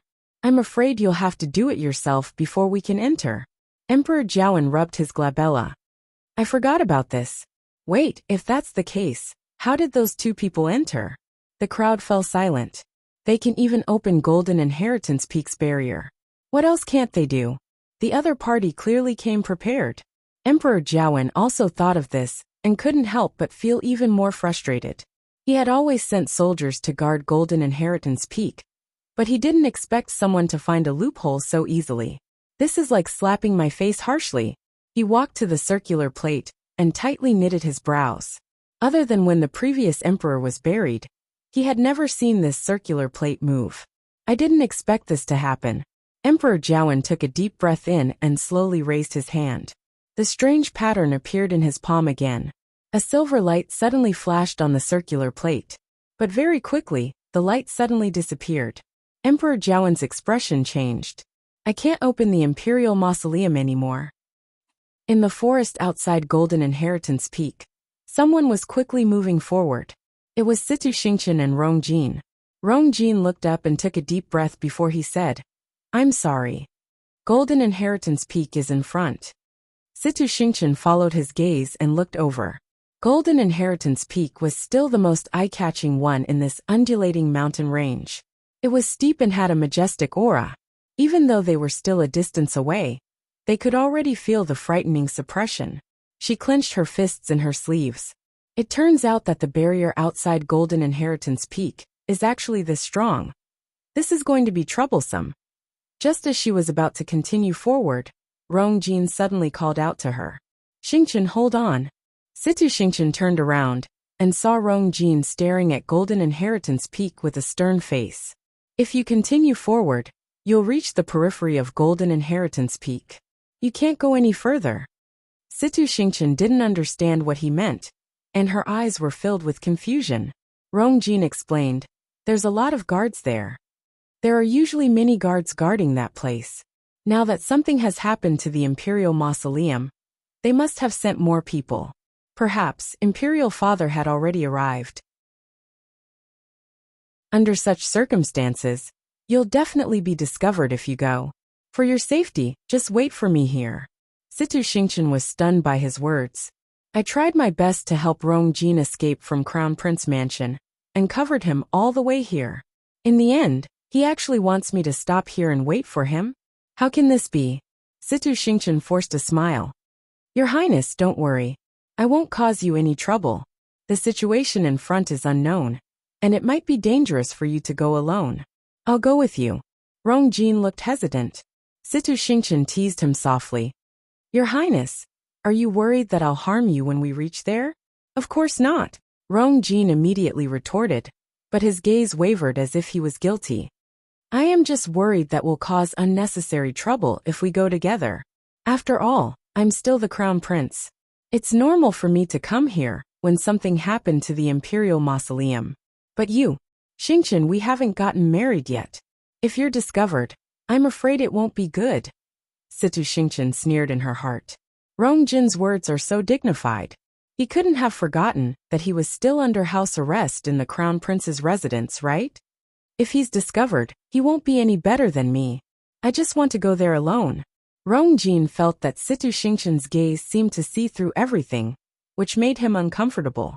But the next moment, Situ Xingchen still said, Then I'll wait here for you, Your Highness. Rong Jin looked up and saw that Situ Xingchen still had a light smile on her face, as if she didn't notice anything. He heaved a sigh of relief and smiled. I'll be back soon. Then he left in big strides. Situ Xingchen looked at his back view and chuckled softly. Does he want to burn the bridge after crossing it, and take everything for himself? How can there be such a good thing? Mobile users, please browse and read. A better reading experience comes from Love Network. Chapter 398. You can come out, he's already left, said Situ Xingchen softly. Not far behind her, a ripple appeared in the air, and an elder walked out. It was Elder Lian Ning. I really don't know how Rong Jin managed to sit on the Crown Prince's seat for so many years. Elder Lian Ning's tone was sarcastic. Does he really think that he can enter the Imperial Mausoleum with his own abilities and get what he wants? After all, he's heaven's chosen son, so he must be different from others, said Situ Xingchen lightly. Elder Lian Ning glanced at her and smiled. It seems like you don't think much of Rong Jin's identity, Your Highness. Of course not. I just don't think much of Rong Jin. So what if he's heaven's chosen son? Rong Jin might not have the luck to succeed. Elder Lian Ning turned around and looked in the direction that Rong Jin disappeared in, as he said in deep thought. You're right. I really don't know how someone like Rong Jin is heaven's chosen son. Situ Xingchen's lips curved up coldly. If she didn't personally hear the Empress's words, and see the scene in Heptagon Alley, she wouldn't believe it either. Even though Rong Jin is useless, am I not already here? Situ Xingchen lifted the strands of hair by her ear, and coldness flashed across her watery eyes. With my help, he naturally doesn't have to worry. Elder Lian Ning bowed. Your Highness, what do you plan to do now? Do you want to stay here and watch, or go to the Imperial Mausoleum? Said Situ Xingchen. Elder Lian Ning nodded. Elder Lian Ning understood his intention and waved his sleeves, causing a white mist to appear and encapsulate the figures of the two cultivators. The next moment, the duo's figures disappeared from the spot. On the other side, Rong Jin had already walked toward Golden Inheritance Peak alone. When he got closer, he quickly realized that the guards here were stricter than usual. I wonder what happened in the Imperial Mausoleum.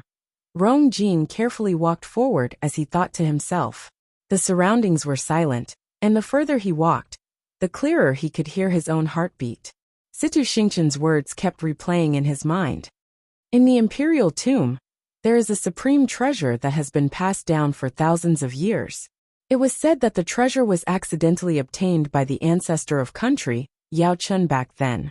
However, because he was unable to completely unravel the secret of the treasure, no one else knew that he had such a treasure in his possession. In the end, he brought it into the Imperial Mausoleum. Only the Emperor of country, Yao Chun, has the right to know about this matter. Her Majesty the Empress didn't know about it at first. It was only until a certain year, when a miracle appeared on the Golden Inheritance Peak's heavenly worship ceremony, did she learn of this matter.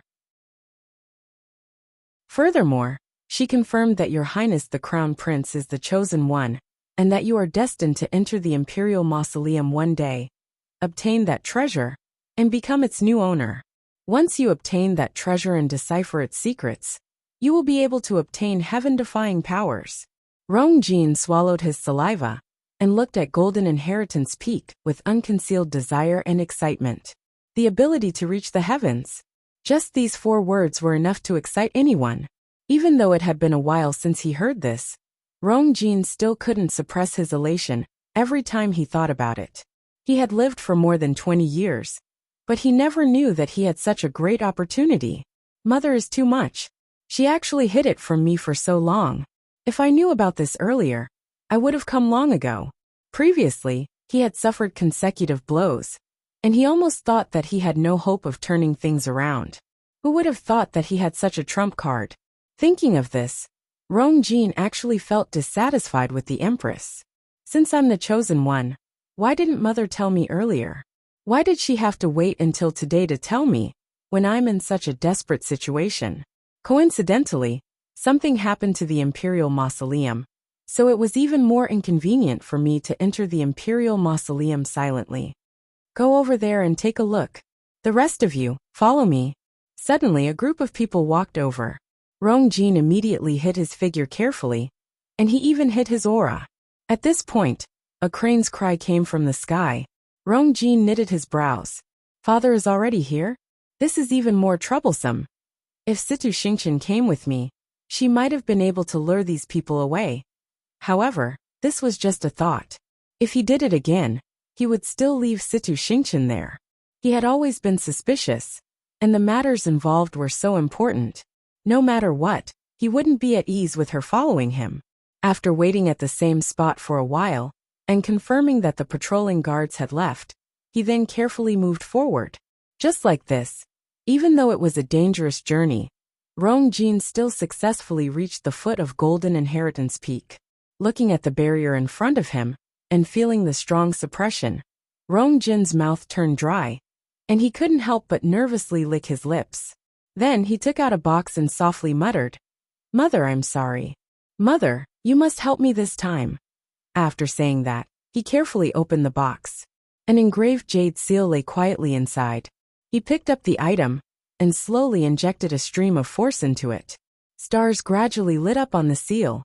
In the end it formed a strange pattern. If Emperor Jiawen was here, he would know that the pattern on it was exactly the same as the key to Golden Inheritance Peak's barrier in his hands. This was the only thing in the box that the Empress carefully hid. She had painstakingly copied this from Emperor Jiawen secretly, and found someone to carve it for her in private. She hid it for so many years just for this day. Buzz! Ripples suddenly appeared on the barrier.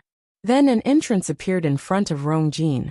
His heart crazily beat, and it was about to jump out of his mouth. Then his figure flashed, and he entered the barrier. He didn't see that the barrier didn't close immediately after he entered. Instead, a strange pattern appeared on it. It was as if a gust of wind passed by. After a while, a faint light appeared on the barrier, and it finally closed again. Everything returned to normal. At this point, a group of people happened to pass by.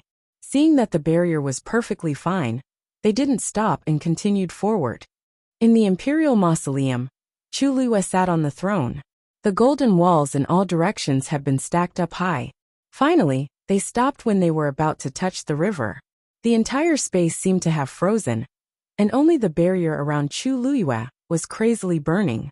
Chu Liyue estimated that 15 minutes had passed, but the barrier was too strong, so the progress was very slow. After some time, a crack finally appeared on the barrier in front of her. Gotcha! The barrier broke. Mobile users, please browse and read. A better reading experience comes from Love Network.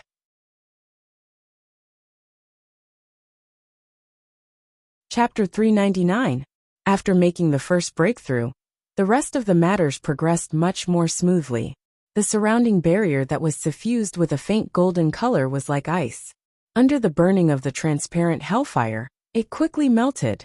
A flame fell and instantly ignited the golden barrier. Whoosh! With a crackling sound, the transparent flame instantly spread out along the ground. In an instant, the entire golden barrier was enveloped by the transparent flame. Chu Luyue could clearly see that the countless pentagonal crystals accumulated on the barrier were gradually scattering into sand. Gradually, the same thing happened to the other golden barriers. Chu Luyue was almost as if she was surrounded by endless hellfire. Fortunately, perhaps because the heavenly square cauldron had already recognized her as its master, she did not feel any burning sensation. On the other hand, Dumpling could not take it anymore and hid back again. When the first golden barrier completely disappeared and turned into scattered sand again, Chu Luyue suddenly felt a strange force flowing into her body along the transparent hellfire. She blinked her eyes in surprise. The golden crystal contains abundant energy. When you use the hellfire to burn it, it is almost equivalent to extracting all the energy from it. The legendary three-eyed eagle suddenly spoke, its tone as cold as ever. But if one listened carefully, one could feel a slight fluctuation of unfairness. It had only followed Chu Luyue for a short period of time, but it had already seen with its own eyes that she had encountered so many opportunities. It was not an exaggeration to say that such luck was heaven-defying. Even it could not help but feel waves of emotions. It had lived for so long, but it had never seen anyone with better luck than Chu Luyue. Most people felt that cultivation depended on talent first and hard work second. But in reality, the most important thing was luck. Chu Luyue, on the other hand, had all three of these qualities. Now it seemed to understand why the heavenly square cauldron was willing to recognize Chu Luyue as its master. It even began to feel that Chu Luyue's promise to help it recover its physical body was not as ridiculous as it seemed at the beginning. If it continued to develop like this, Chu Luyue might really become one of the people standing at the peak in the future. Chu Luyue did not know that the legendary three-eyed eagle had thought so much in this short period of time. After a while, she asked with uncertainty, "You mean, I am also cultivating like this?" The legendary three-eyed eagle sneered. "When you cultivate, are you so efficient?" Chu Luyue, was it praising her luck or saying that her cultivation was slow? But this was not important. What was important was that there were hundreds of golden barriers here. If she burned all of these, wouldn't her strength increase greatly? Ever since she entered the mausoleum, she had been tense. Chu Luyue clenched her fists and felt the rich force flowing in her body. She couldn't help but smile. Who would have thought that he would stumble upon such a good thing? If she could absorb all these powers, she would definitely in that case. She should be grateful of the Hellfirite. Where is he? Chu Luyue's expression turned serious. The two of them fell from the round plate together. But she did not see Mu Qinghe's figure until now. Could he be in trouble now? This thought flashed through Chu Luyue's mind, but she quickly threw it to the back of her mind. Even if Mu Qinghe was in trouble, it was not her place to worry. With his strength, it should be more than enough to deal with the troubles in the mausoleum. Chu Luyue shook her head and threw these distracting thoughts away. She sat cross-legged on the throne, held her breath, and began to cultivate. She closed her eyes and placed her hands on her knees. The heavenly square cauldron returned to her dantian. With a thought, she suddenly raised her hand. A transparent karmic fire flew out. Vigorous power surged from the surroundings and entered Chu Luyue's body. Her entire body felt as if it was soaking in a hot spring, warm and comfortable. The power flowed through her limbs and bones into her dantian, and finally gathered in the water droplet. It looked like a small droplet, but it was like a black hole, silently swallowing all the power that flowed in. Gradually, a pattern appeared on the water droplet. Chu Luyue's heart skipped a beat, and she increased her power. On one hand, she urged the karmic fire to burn, and on the other hand, she absorbed the power contained in it. She did not know if it was an illusion, but she vaguely felt that the karmic fire in the heavenly square cauldron seemed to be burning more vigorously than before. This feeling was very subtle, but soon, Chu Luyue confirmed her thoughts. The heavenly square cauldron had indeed absorbed the power in the golden fortress. Its overall aura was clearly stronger than before. Even the legendary three-eyed eagle was shocked. How could this be? The heavenly square cauldron is actually absorbing the power here. Chu Luyue did not know, but it knew. The heavenly square cauldron was a supreme sacred object, and it would not touch ordinary heaven and earth force at all. Therefore, although it had been suppressed for 1,000 years, and had been severely damaged, the heavenly square cauldron had never moved. Except for one kind of power. But, how could there be one here? Chu Luyue did not know what the legendary three-eyed eagle was thinking, and she thought it was just surprised by this scene. There was a strange connection between her and the heavenly square cauldron. So she knew very well that the heavenly square cauldron looked intact, but in reality, it was not. Now it seemed to be repairing itself on its own accord. This was naturally a good thing for Chu Luyue. After confirming this, Chu Luyue quickly withdrew her thoughts and continued to concentrate on her cultivation. The surrounding golden fortress was constantly melting under the burning of the transparent karmic fire. Piles of scattered golden sand appeared on the ground. The aura on Chu Luyue's body was also constantly strengthening. After an unknown period of time, Chu Luyue suddenly felt as if she had touched an invisible barrier. Her heart skipped a beat. That was the sign of breaking through to a stage 3 warrior. At this moment, a second pattern appeared on the water droplet in her dantian. The more it was like this, the calmer Chu Luyue became. She methodically continued to absorb the power. She knew that she was not the same as ordinary cultivators. With the suppression of the water droplet, it would be more difficult for her to break through to a stage 3 warrior than others. But gradually, Chu Luyue discovered another problem. The yuan meridian in her body seemed to be unable to withstand the impact of so much power, and began to ache faintly. At first, it was only a slight tingling, but it quickly developed into an intense pain all over her body. That frightening power continuously washed over her yuan meridian, almost tearing it apart. Chu Luyue tried to reduce the influx of power, but to her horror, she found that she could not stop it at all. Mobile users, please browse for a better reading experience from Love Network. Chapter 400. She tried again, but it was to no avail. It was as if a huge sluice gate had been opened, and the flood was pouring down. It was not that easy to close the sluice gate again. That terrifying power was still washing Chu Luyue's yuan meridian. Following this process, the pain all over her body became more and more intense. Chu Luyue clenched her teeth, and a trace of blood slowly seeped out from the corner of her mouth. She finally felt a little worried. If this continued, her yuan meridian would not be able to withstand it. It would be injured at best, and destroyed at worst.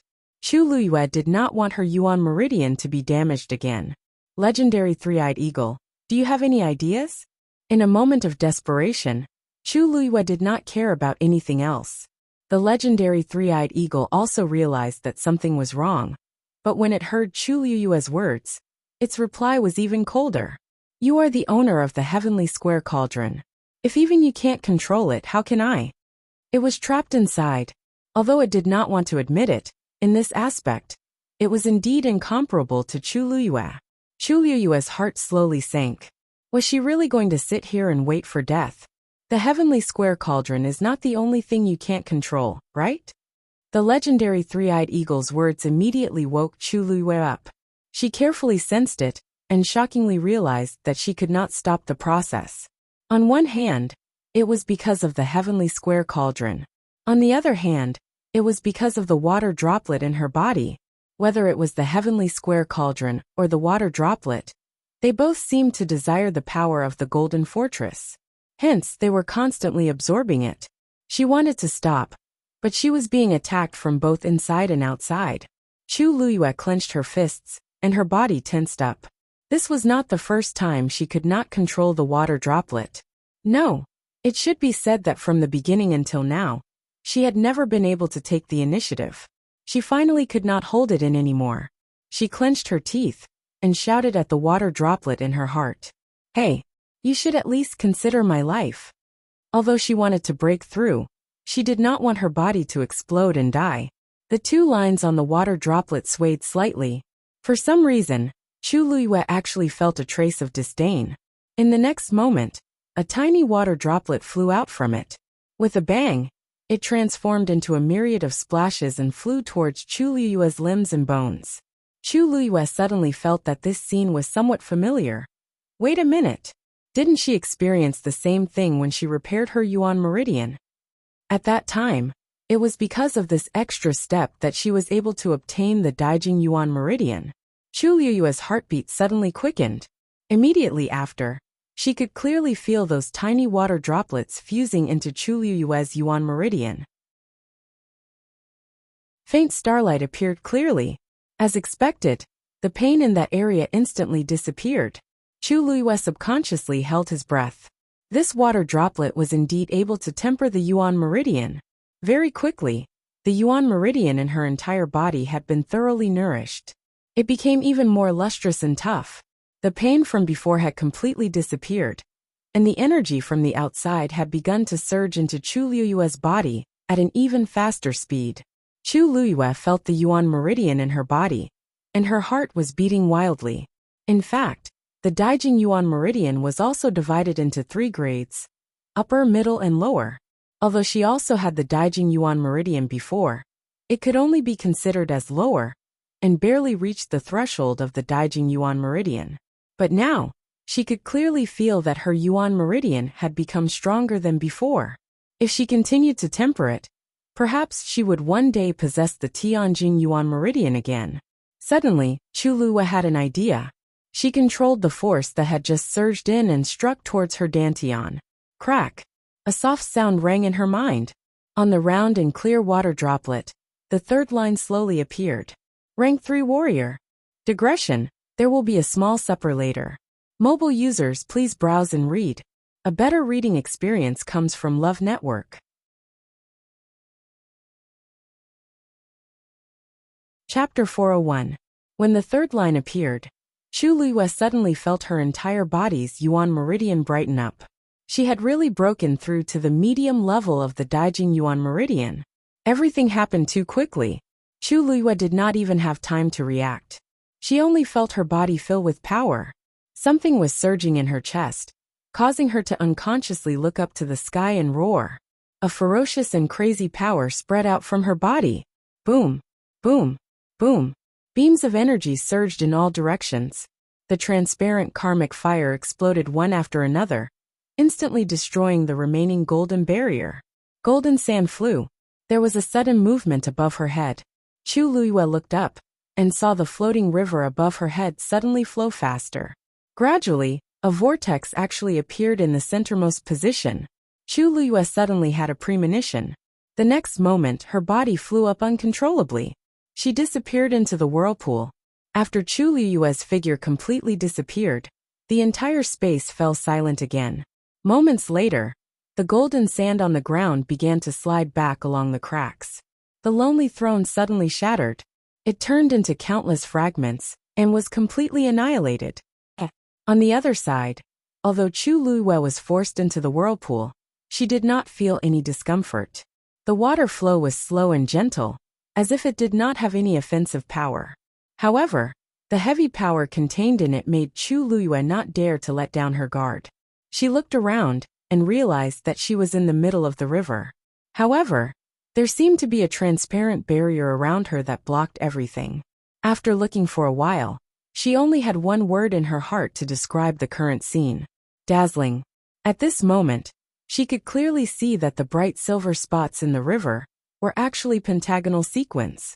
They mixed together and emitted a dazzling light. They reflected on each other, making the entire river appear incomparably brilliant, like the Milky Way in the dark night. Chu Luyue felt that she was being swept forward by the water flow, but she did not know where she was going. She curiously moved closer and looked at the sequins. Suddenly, her gaze focused as if she saw a scene flash past one of the sequins.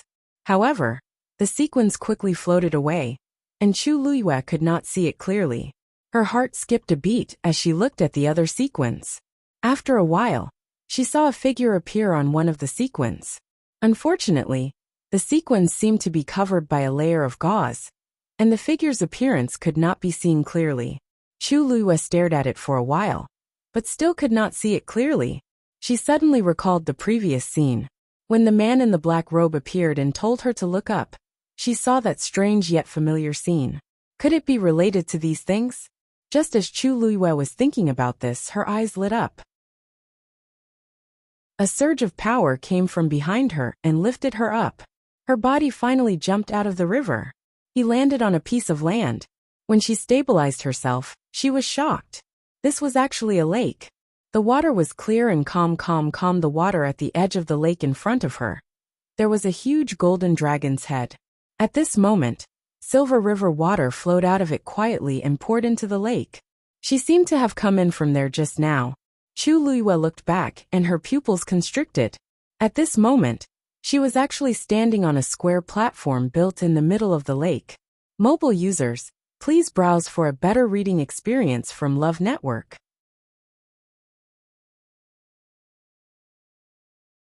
Chapter 402. This platform was made of black jade. Chu Luiyue lowered her head and could see her reflection clearly. In the middle, there was a small pyramid-shaped silver crystal floating. Chu Luiyue stared at it. She could feel that the inexplicable calling from before was coming from this silver pyramid. At this moment, she was only dozens of steps away from the silver pyramid. Chu Luiyue took a deep breath and walked forward.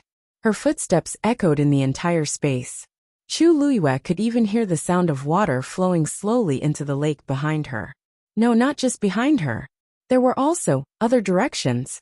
Chu Luiyue suddenly realized something and turned her head to look around. As expected, other than the golden dragon head, there were similar existences in the other three directions. On the left was a red dragon head, and on the right was a green one. Beyond the silver pyramid floating in front of her was a brownish-yellow dragon head. Chu Luiyue suddenly understood something. Everything here was indeed arranged according to the 5 elements. Metal, wood, fire, and earth had all gathered here, and the remaining water was undoubtedly the endless stream of water that was pouring in. The 5 elements were complete, and they reinforced and restrained each other, forming a perfect sealed space. Chu Luiyue frowned slightly. If she had fallen to the gold position just now, then where was Mu Qinghe? She looked around carefully again, but did not find Mu Qinghe. Strange, based on Mu Qinghe's strength, there should be no problem for her to deal with these situations. He should have arrived here before her. Chu Luiyue thought for a moment, then put this thought aside, and continued walking forward. When she was only 3 steps away from the silver pyramid, she finally felt a strong pressure. She immediately stopped, her eyes still fixed on the floating pyramid in front of her. It was only the size of a palm, but Chu Luiyue had an inexplicable feeling when she looked at it. It seemed like it could contain everything. She did not know where this feeling came from, but it became stronger and stronger. Suddenly, Chu Luiyue's eyes narrowed. On one side of the silver pyramid, she actually saw a familiar figure. It was Mu Qinghe. At this moment he was standing in a strange space, surrounded by intertwining green vines. Chu Luiyue suddenly realized something. Mu Qinghe had entered the wood position. He stood in the middle, holding a long sword in his right hand. Countless broken branches and leaves were scattered around his feet. It seemed that he had just experienced a difficult battle. His body was stained with blood, and he looked quite miserable. With his head lowered, Chu Luiyue couldn't see his face clearly, let alone his expression. However, his body was trembling slightly. Although it was very small, Chu Luiyue, who was most familiar with him, could easily detect it. Chu Luiyue frowned. What's wrong with him? Mu Qinghe had always been decisive. Even in the face of death, he would not feel the slightest bit of fear. When he appeared like this, it usually meant that he was close to collapse. But this was just a strange space. It might not even be a threat to his life. Why was he like this? Your Highness, Mu Qinghe muttered and spat out 2 vague syllables. Chu Luiyue finally recognized what he was saying, but the doubts in her heart deepened. Your Highness. Who is Mu Qinghe calling? With his status, there weren't many people who could be called by him in this way. Jiang Yuqing or Sheng Guanwan? Chu Luiyue held her breath, wanting to listen more carefully.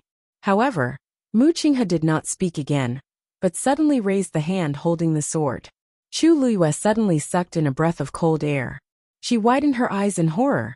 She saw that Mu Qinghe's wrist had been pierced by a green vine that was as thick as a thumb. The green vine was tightly wrapped around his wrist, spreading all the way to his shoulder. Chu Liyue could even see that his palm had become red and swollen, because of the lack of blood. Fresh blood gushed out from the wound on his wrist, but it was quickly absorbed by the green vine. A tender green leaf quickly turned yellow and fell to the ground. Then a second leaf, a third leaf. Chu Liyue was slightly shocked. Is there something wrong with Mu Qinghe's blood? Why did these green vines wither so quickly? Before she could figure it out, something even more surprising happened. At the place where the withered leaf had fallen, a small piece of green and yellow leaf grew out again, and the green vine seemed to be wrapped even tighter. Only then did Chu Liyue know that the broken branches and withered leaves on the ground came from this. An intense pain came from his right arm, almost causing Mu Qinghe's mind to go blank. But in reality, the thing that caused him the most pain was not the green vine that was chasing after him. He used the last of his strength, waved the long sword in his hand, and slashed it forward. Crash!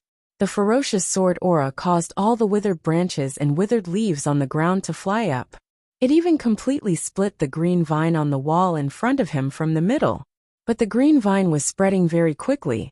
After it broke, it immediately wrapped around again, and even grew new branches and leaves. The lush branches and leaves swayed with the wind, as if nothing had happened. But on Mu Qinghe's side, because he had forcefully waved the sword, it caused the wound on his wrist to be torn open again. Suddenly, Mu Qinghe let out a roar filled with despair and grief. Ah!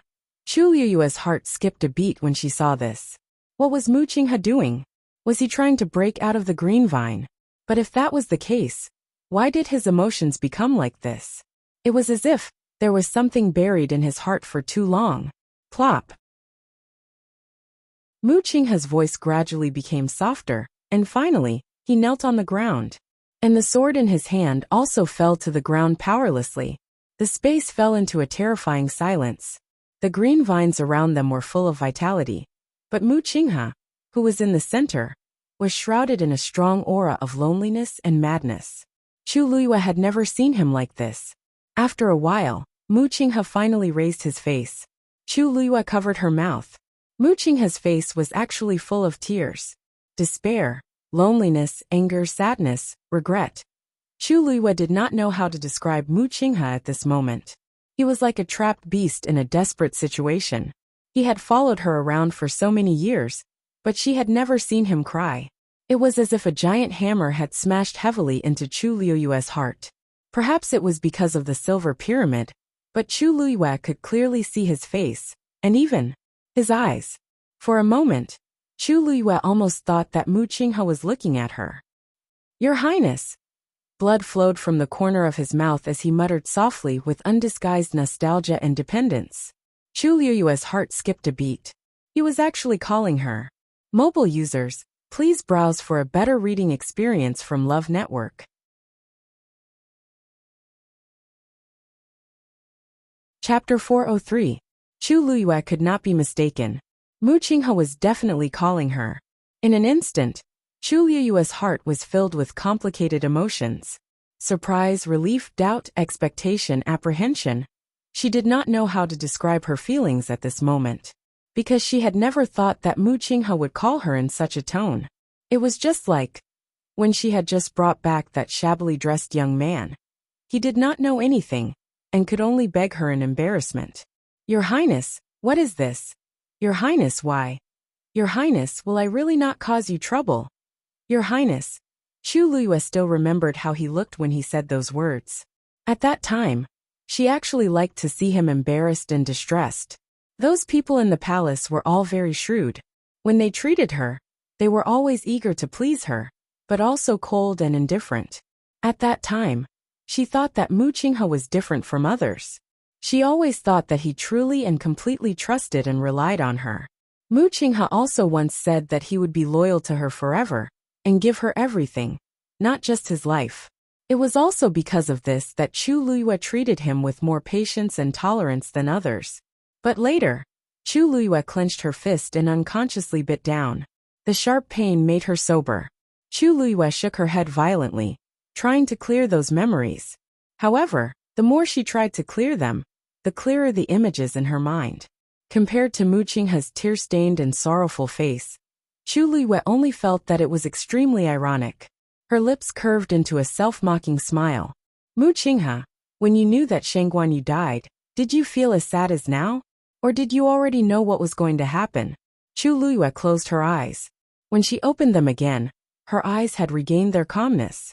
Looking at Mu Qinghe's current appearance, he should have seen something like her, and been greatly agitated. This made Chu Luyue even more curious about his motive for coming here. He definitely didn't come all the way here to be tortured or even repent. Chu Luyue looked at the silver pyramid in front of her. Could it be because of this thing? What Chu Luyue didn't know was that when she left the previous space and stood in the middle of the lake, a quarter of the slowly spinning circular plate on Golden Inheritance Peak suddenly lit up. When Emperor Jiawen, who was thinking of ways to enter but still couldn't figure out what was going on, saw this scene, his eyebrows harshly twitched. It was already shameful enough to be rejected by his ancestors' mausoleum. Now, he had to watch someone else enter and break through one of the checkpoints. How could he accept this? Besides others, he clearly knew the Imperial Mausoleum's secret. Once the plate lit up completely, the Imperial tomb. Thinking of this, a few more wrinkles appeared on Emperor Jiawen's brows. Sensing his aura, Elder Zhongqi and the rest trembled in fear and didn't dare to make a sound. Elder Yi stood at the side and saw this scene, and his gaze changed. Your Majesty, we can't wait any longer. We must immediately think of a way to enter. If not, of course I know, but I tried many times just now, and I couldn't enter. Emperor Jiawen was frustrated, and he almost couldn't control his tone when facing Elder Yi. Elder Yi knew that he was agitated, so he didn't take it to heart. Instead, he frowned and said, "If we can't enter from here, then what about other places?" Emperor Jiawen was dazed. Suddenly, he had an idea. Right. There's a second entrance to the Imperial Mausoleum. The Imperial Mausoleum has existed for thousands of years, and it usually won't open. But as time passes, it needs to be repaired occasionally. Hence, the Imperial Mausoleum has a small entrance that's specially for people to enter and exit. Even though there's a chance to enter from there, how can I care so much now?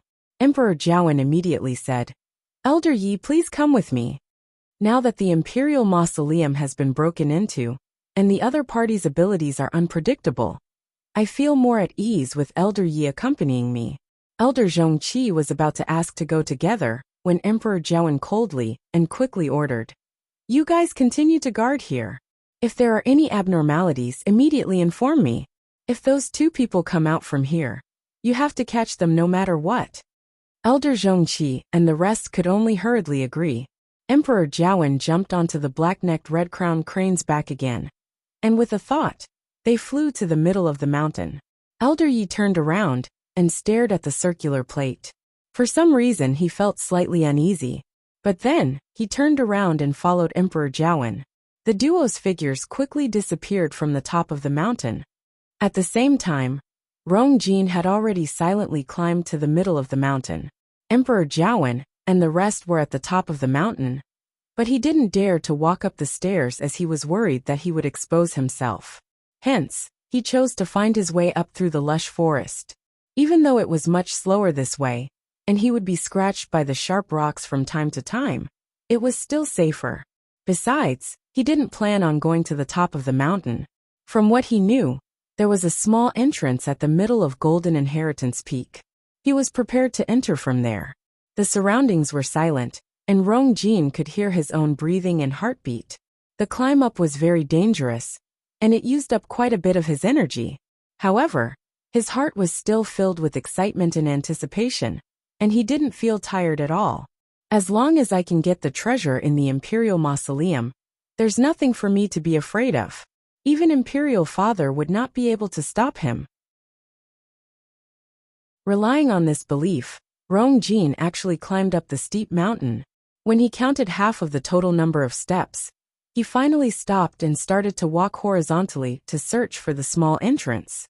However, he couldn't find it even after searching around the middle of the mountain for half a day. He couldn't even see anything strange. Other than rocks and trees, there was nothing else.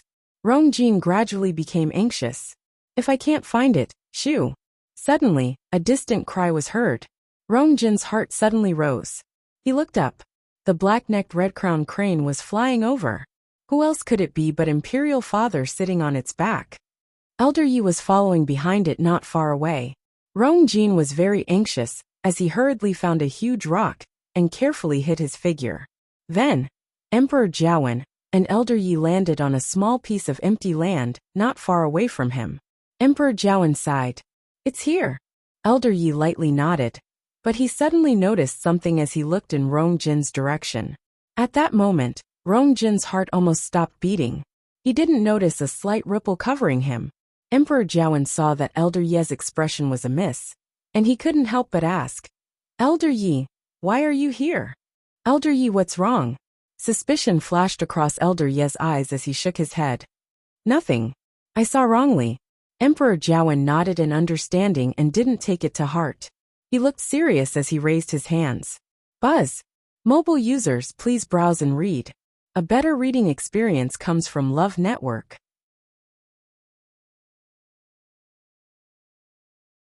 Chapter 404. The fallen leaves on the ground in front of Emperor Jiawen suddenly flew up. A circular plate that was much smaller than the one at the top of the mountain appeared in front of them. Not only was it smaller, but the patterns on it were also much simpler. A strange pattern appeared in Emperor Jiawen's palm, and it slowly landed on the circular plate. Following the slight buzzing sound, the circular plate finally started to turn slowly. Emperor Jiawen was elated. It's open. Elder Yi also heaved a sigh of relief. Emperor Jiawen became even more careful. He only held his breath when the circular plate slowly opened from the middle and stepped in. Elder Yi followed closely behind. The duo's figures quickly disappeared. After a while, the surroundings quietened down.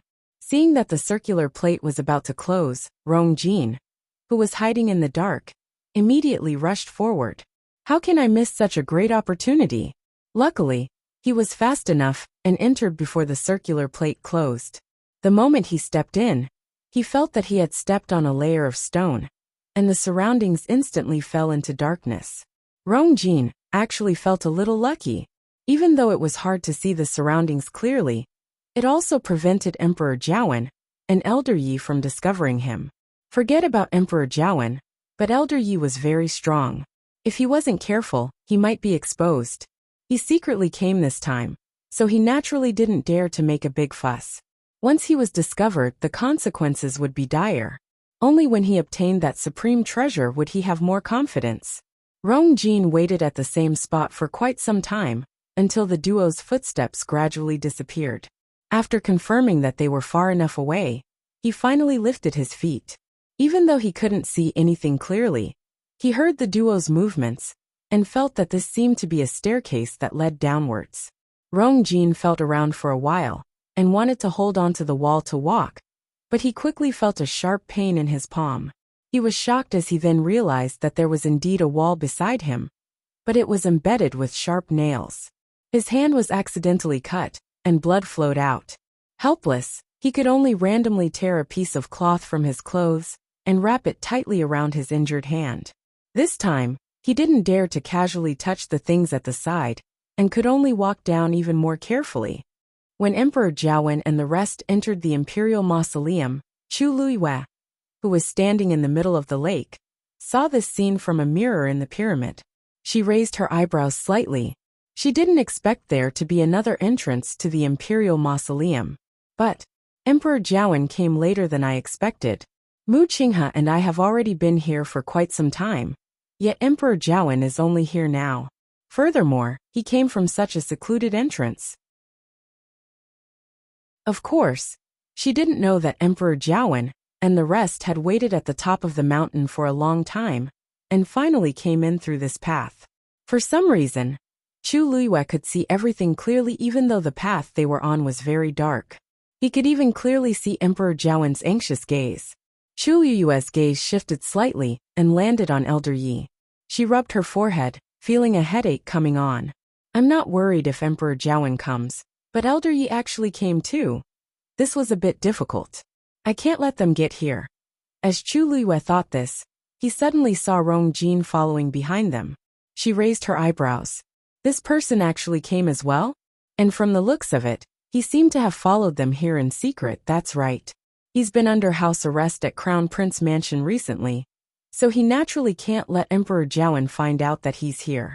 Why is he here to join in the fun? A thought flashed across Chu Liyue's mind, and a bold guess surfaced in his heart. Could it be that his secret has something to do with the Imperial Mausoleum? Previously, Rong Jin said that Rong Jin was heaven's chosen son. Hence, the Empress placed a lot of importance on him, and placed all her efforts on him. She also had high hopes for him. When Chu Liyue first heard this, he didn't think much of it until he saw everything in Heptagon Alley. The Empress clearly cared more about Rong Jin's heaven's chosen son identity than he imagined. She also made a lot of preparations for this, and didn't even hesitate to use cruel and ruthless methods, just to help Rong Jin raise his cultivation level. It was a pity that they were discovered before the time was ripe. Now that Rong Jin didn't care about the danger and came here, this was the only reason that could explain it. Chu Liyue unintentionally sized up Rong Jin. This noble crown prince had clearly suffered a lot on the way here, and he looked very disheveled. Suddenly, Chu Liyue focused his gaze and looked at the two figures behind Rong Jin. He actually didn't come alone. Very quickly, Chu Liyue clearly saw the duo's appearance. The person in front was Situ Xingchen. Behind her was an elder in a black robe. As he was wearing a hood, only half of his face could be seen. He seemed to be an elder. Chu Liyue had never seen this person before. But on the surface, this elder was clearly Situ Xingchen's subordinate. Chu Liyue stared at him for a while, and quickly realized that Rong Jin didn't seem to know of the duo's existence behind him. Situ Xingchen and the other person also followed behind very carefully. Their every word and action was clearly to avoid being discovered by Rong Jin. They secretly followed Rong Jin in? This is interesting. Chu Liyue couldn't help but curve his lips into a smile. Emperor Jiawen and Elder Yi were in front. Rong Jin was in the middle, and Situ Xingchen and the elder were behind. They actually came in one after another. I really don't know what kind of expression they would have if they saw me standing here. Ka. A faint sound suddenly came from the top of the silver pyramid. Chu Liyue's heart tightened, and he immediately looked over. But he didn't find anything amiss. The small pyramid was still quietly floating in midair, as if the sound was just Chu Liyue's hallucination. She knitted her brows. I shouldn't have heard this sound for no reason. But after waiting for a while, there was no other sound. Chu Liyue could only temporarily put it aside and look at Mu Qinghe again. What she saw immediately made her heart beat wildly. She saw the kneeling Mu Qinghe actually raise the longsword in his hands again. However, this time, the tip of his sword was aimed at his neck. Mu Qinghe actually wants to commit suicide. Chu Liyue shouted without thinking. Stop! Mu Qinghe seemed to have heard it as his actions suddenly paused, and disbelief gradually appeared in his eyes. That voice just now, even though it was blurry, the tone was very similar to that person's. He immediately looked around, but other than the tightly wrapped vines, there was nothing else. Mu Qinghe bitterly laughed, and the long sword in his hands fell to the ground. If she was still around and knew that I didn't die on the battlefield, and chose to commit suicide instead, she'd probably be very disappointed, right? Even he himself did not expect that he would be trapped here, and even had thoughts of suicide. But it's really too painful. I admit that I'm scared. Every day, every moment, I'm going through that terrifying torture, and I'm better off dead than alive. He wanted to pick up the sword again, but he realized that his entire body was trembling violently. Even if it's a hallucination, it seems like I can't go against her orders. After a long while, he closed his eyes, and tears fell from the corner of his eyes as he softly muttered, Your Highness, is this the punishment you're giving me?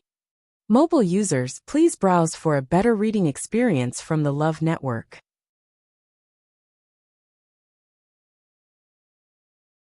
Chapter 405. For a moment, Chu Luiyue did not know what to say.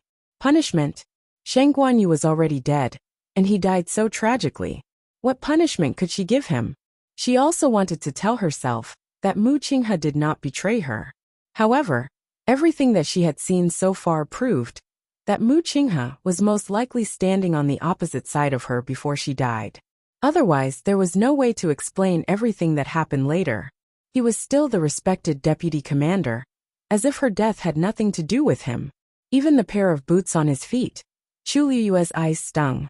Mu Qinghe looked like he was in so much pain that she almost thought that he was really remorseful for her. However, what was this compared to the torture that she had gone through? Chu Luiyue once again suppressed the waves in her heart. No matter what, she could no longer trust Mu Qinghe. Fortunately, he did not seem to recognize her voice just now. Otherwise, she would be in a lot of trouble. This silver pyramid was really strange. From here, she could see almost the entire situation in the Imperial Mausoleum. And the people inside could also hear her voice. It seemed that this small object controlled the entire Imperial Mausoleum. An impulse surged in Chu Luiyue's heart again, as she raised her hand toward the pyramid. Crack! Before her hand touched it, she heard another strange sound. Chu Luiyue paused. This time, she heard it clearly. It was indeed the sound coming from the pyramid. Her heart skipped a beat, and she walked to the other side. From where she was previously standing, she could only see 3 mirrors on the pyramid, but she did not see the last one. That sound came from that direction. Chu Luiyue looked over and was suddenly stunned. However, there was nothing on the last mirror. No, to be precise, the mirror was completely covered by a mass of black. The other 3 mirrors were clean and clear, and she could see everything clearly. However, this last mirror, Chu Luiyue looked back and realized that this was the fire position. There was still water flowing into the lake from the red dragon head, and nothing seemed to be wrong. However, Chu Luiyue felt an inexplicable sense of uneasiness. This pyramid should be able to see the situation in the Imperial Mausoleum, but one of its sides was suddenly blocked. In other words, she did not know what was happening in the fire position. This was definitely not a coincidence. A ridiculous and bold guess appeared in Chu Luiyue's mind. Could it be that someone had already entered that place and used some method to prevent her from seeing what was happening inside? When she thought of this, Chu Luiyue's heart clenched. Even someone as powerful as Mu Qinghe did not have this ability. Who else could do it? What was he afraid of her seeing it? Chu Luiyue? A moment later, she gritted her teeth and finally grabbed the silver pyramid in her hand. It was extremely cold to the touch. A gust of cold air spread out from within, spreading at a speed visible to the naked eye, and quickly covering Chu Luiyue's palm. Chu Luiyue was shocked and immediately wanted to let go. However, at this moment, the water droplet in her dantian suddenly started to spin wildly. A red flame suddenly erupted from Chu Luiyue's palm. Boom! The 2 forces collided violently. Ice shards flew everywhere. Sparks flew. Chu Luiyue only felt that her entire palm was completely numb. She had lost consciousness. She almost could not control herself and pulled fiercely. The pyramid was finally completely grasped in her hand, and it was separated from its original position. The red flame surged out and completely surrounded the pyramid. With this layer of protection, Chu Luiyue was finally isolated from that terrifying aura. Seeing that the thing was finally trapped in the flame, Chu Luiyue heaved a sigh of relief. The cold aura contained within it was extraordinary. If she had been any later, her palm would have been frozen off. However, just as the corners of her lips curled up, she suddenly froze. Because the space where the pyramid was originally located had actually frozen. Furthermore, it was still spreading to the surroundings. Chu Luiyue immediately retreated. However, the speed of the freezing was extremely fast. In the blink of an eye, it had already spread from mid-air to the black jade ground. A horrifying pressure surged over. Chu Luiyue was almost unable to breathe from the pressure. Soon, she was forced to the edge of the platform. Half of her foot missed a step, causing her body to sway a few times. It took her a lot of effort to stabilize herself. However, because her movements were too fast and hurried, a hairpin on her head suddenly fell into the lake water. Chu Luyue instinctively turned around to take a look. However, this look almost made her heart stop beating. After the hairpin fell into the lake water, it did not make any sound. This was because the moment it came into contact with the lake water, the hairpin had already rapidly melted and frozen. In the blink of an eye, the hairpin had become a thin piece of ice floating above the lake water. Then it silently sank to the bottom of the lake. Everything happened extremely quickly. The clear lake water was still calm, as if the hairpin's fall had no effect on it at all. It was also at this moment that she saw that in the depths of the lake, there were countless brilliant lights shining. Chu Luyue focused her gaze again, and was instantly filled with horror. At the bottom of the clear lake, there were countless ice pieces of different shapes. And those starlight rays were actually the reflection of countless tiny pieces of ice. Chu Luyue suddenly felt a chill from the bottom of her feet. If she had really fallen from here just now, crack. The sound of something shattering came from behind her.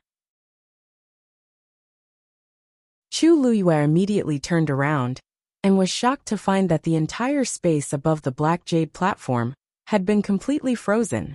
It had even spread to the bottom of her feet. That sound just now was the sound of the platform's edge being unable to withstand such power, and suddenly cracking. The flame in Chu Luyue's hand was still burning fiercely, but even so, she still felt cold all over. The entire space seemed to have turned into a huge ice cellar. The terrifying cold air was seeping in from all directions. Chu Luyue gritted her teeth, and urged the red flame to form a boundary around her. In this way, she was finally able to block the cold air outside her body. However, everything around her didn't slow down because of her actions. The space was still frozen, and finally, it spread to the surface of the lake. After a short moment of silence, with the black jade platform as the center, the surface of the lake began to freeze. When the thick layer of ice covered the entire surface of the lake, Chu Luyue's heart felt as if it was tightly gripped by something. The next moment, the layer of ice was suddenly filled with cracks. All the ice pieces began to fall silently to the bottom of the lake. At the same time, the clear lake water surged up and quickly swallowed the ice pieces. The black jade platform beneath Chu Luyue's feet completely collapsed. Her body fell down uncontrollably. Mobile users, please browse for a better reading experience from Love Network.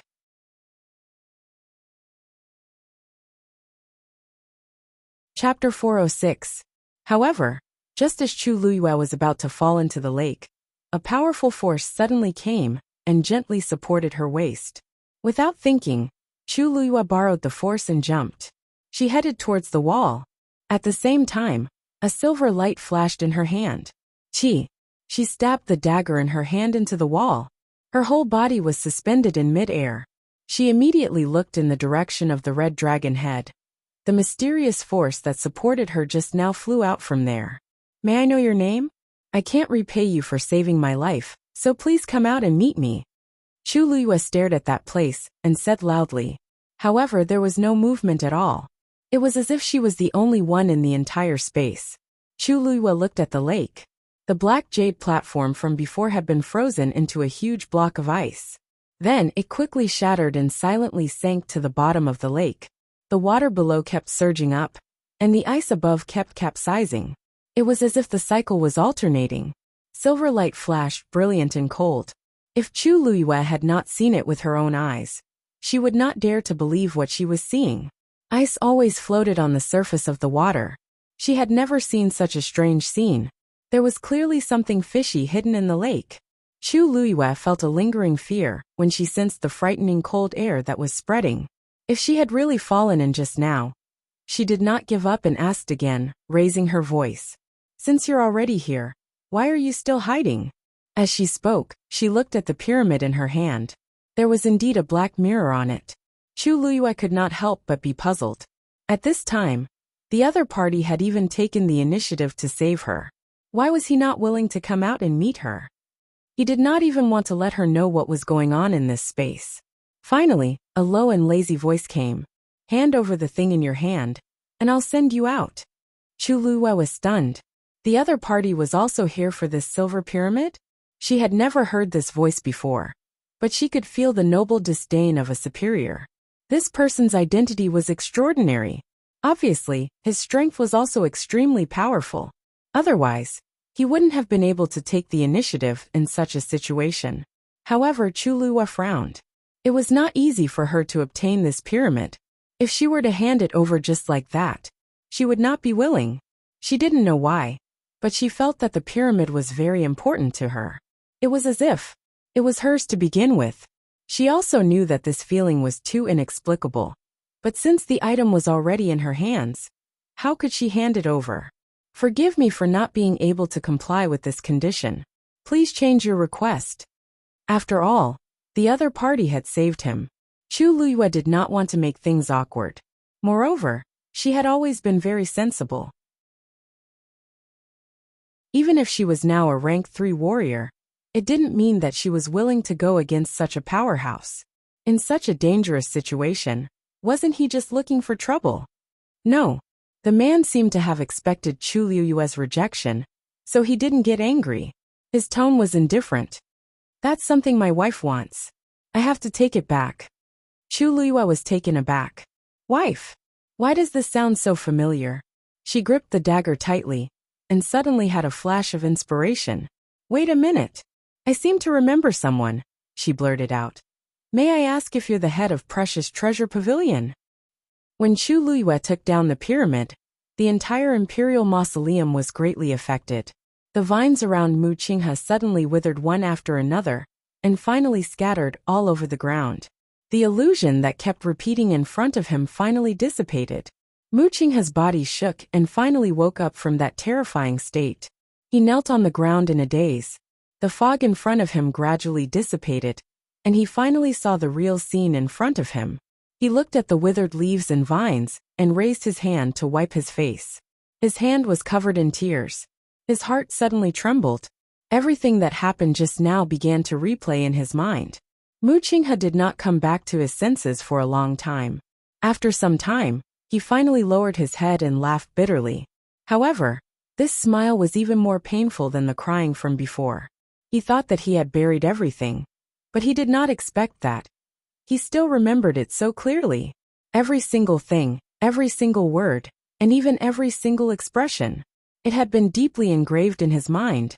The expression on Muchingha's face gradually faded, and finally returned to its usual calm and cold expression. It was as if he had put on his armor again, and put on his mask, covering everything perfectly. He picked up the long sword that had fallen beside him, and cut off the vine that had pierced through his wrist. Then he pulled it out expressionlessly. Blood splattered on his face, and the wound was torn even more horribly. He took out gauze and medicine, and bandaged himself with familiarity. This kind of injury seemed serious, but in fact it was not life-threatening. His physical strength was extremely strong, and he could recover very quickly, as long as he did not fall into that terrifying illusion again. After tidying up, Muchingha lifted his feet and walked forward. However, just as he was about to raise his sword to cut the wall in front of him, he suddenly stopped. The situation here would not change for no reason. There was only one explanation. Someone had already beaten him to it. A slender and petite figure appeared in his mind. The person who came in with him was only Chulua. Could it be? His expression was tense, and the scar on his face seemed to have an additional fierceness. But the next moment he suddenly recalled a scene. Just now, when he almost couldn't take the painful torture, and was about to end everything, someone seemed to have vaguely shouted at him to stop. He always thought that it was an illusion, but, now that he thought about it, that voice seemed quite similar to Chulua's voice. His heart suddenly began to beat rapidly. Hung long. Before Emperor Jiawen and Elder Yi could walk out of the tunnel, rocks fell from the sky and blocked their path. Hearing the loud noise from afar, Emperor Jiawen suddenly realized something and sucked in a cold breath. The Imperial Mausoleum is about to collapse. Mobile users, please browse and read. A better reading experience comes from IG. You're tuning in to the Li Mei Sword of Destiny YouTube channel. We're so grateful for your support, and don't forget to subscribe to join us on this incredible journey through captivating stories. Your generosity through donations truly makes a world of difference, as it's the primary source of revenue that allows me to expand and enhance this channel for you. Thank you from the bottom of my heart for being a part of this adventure.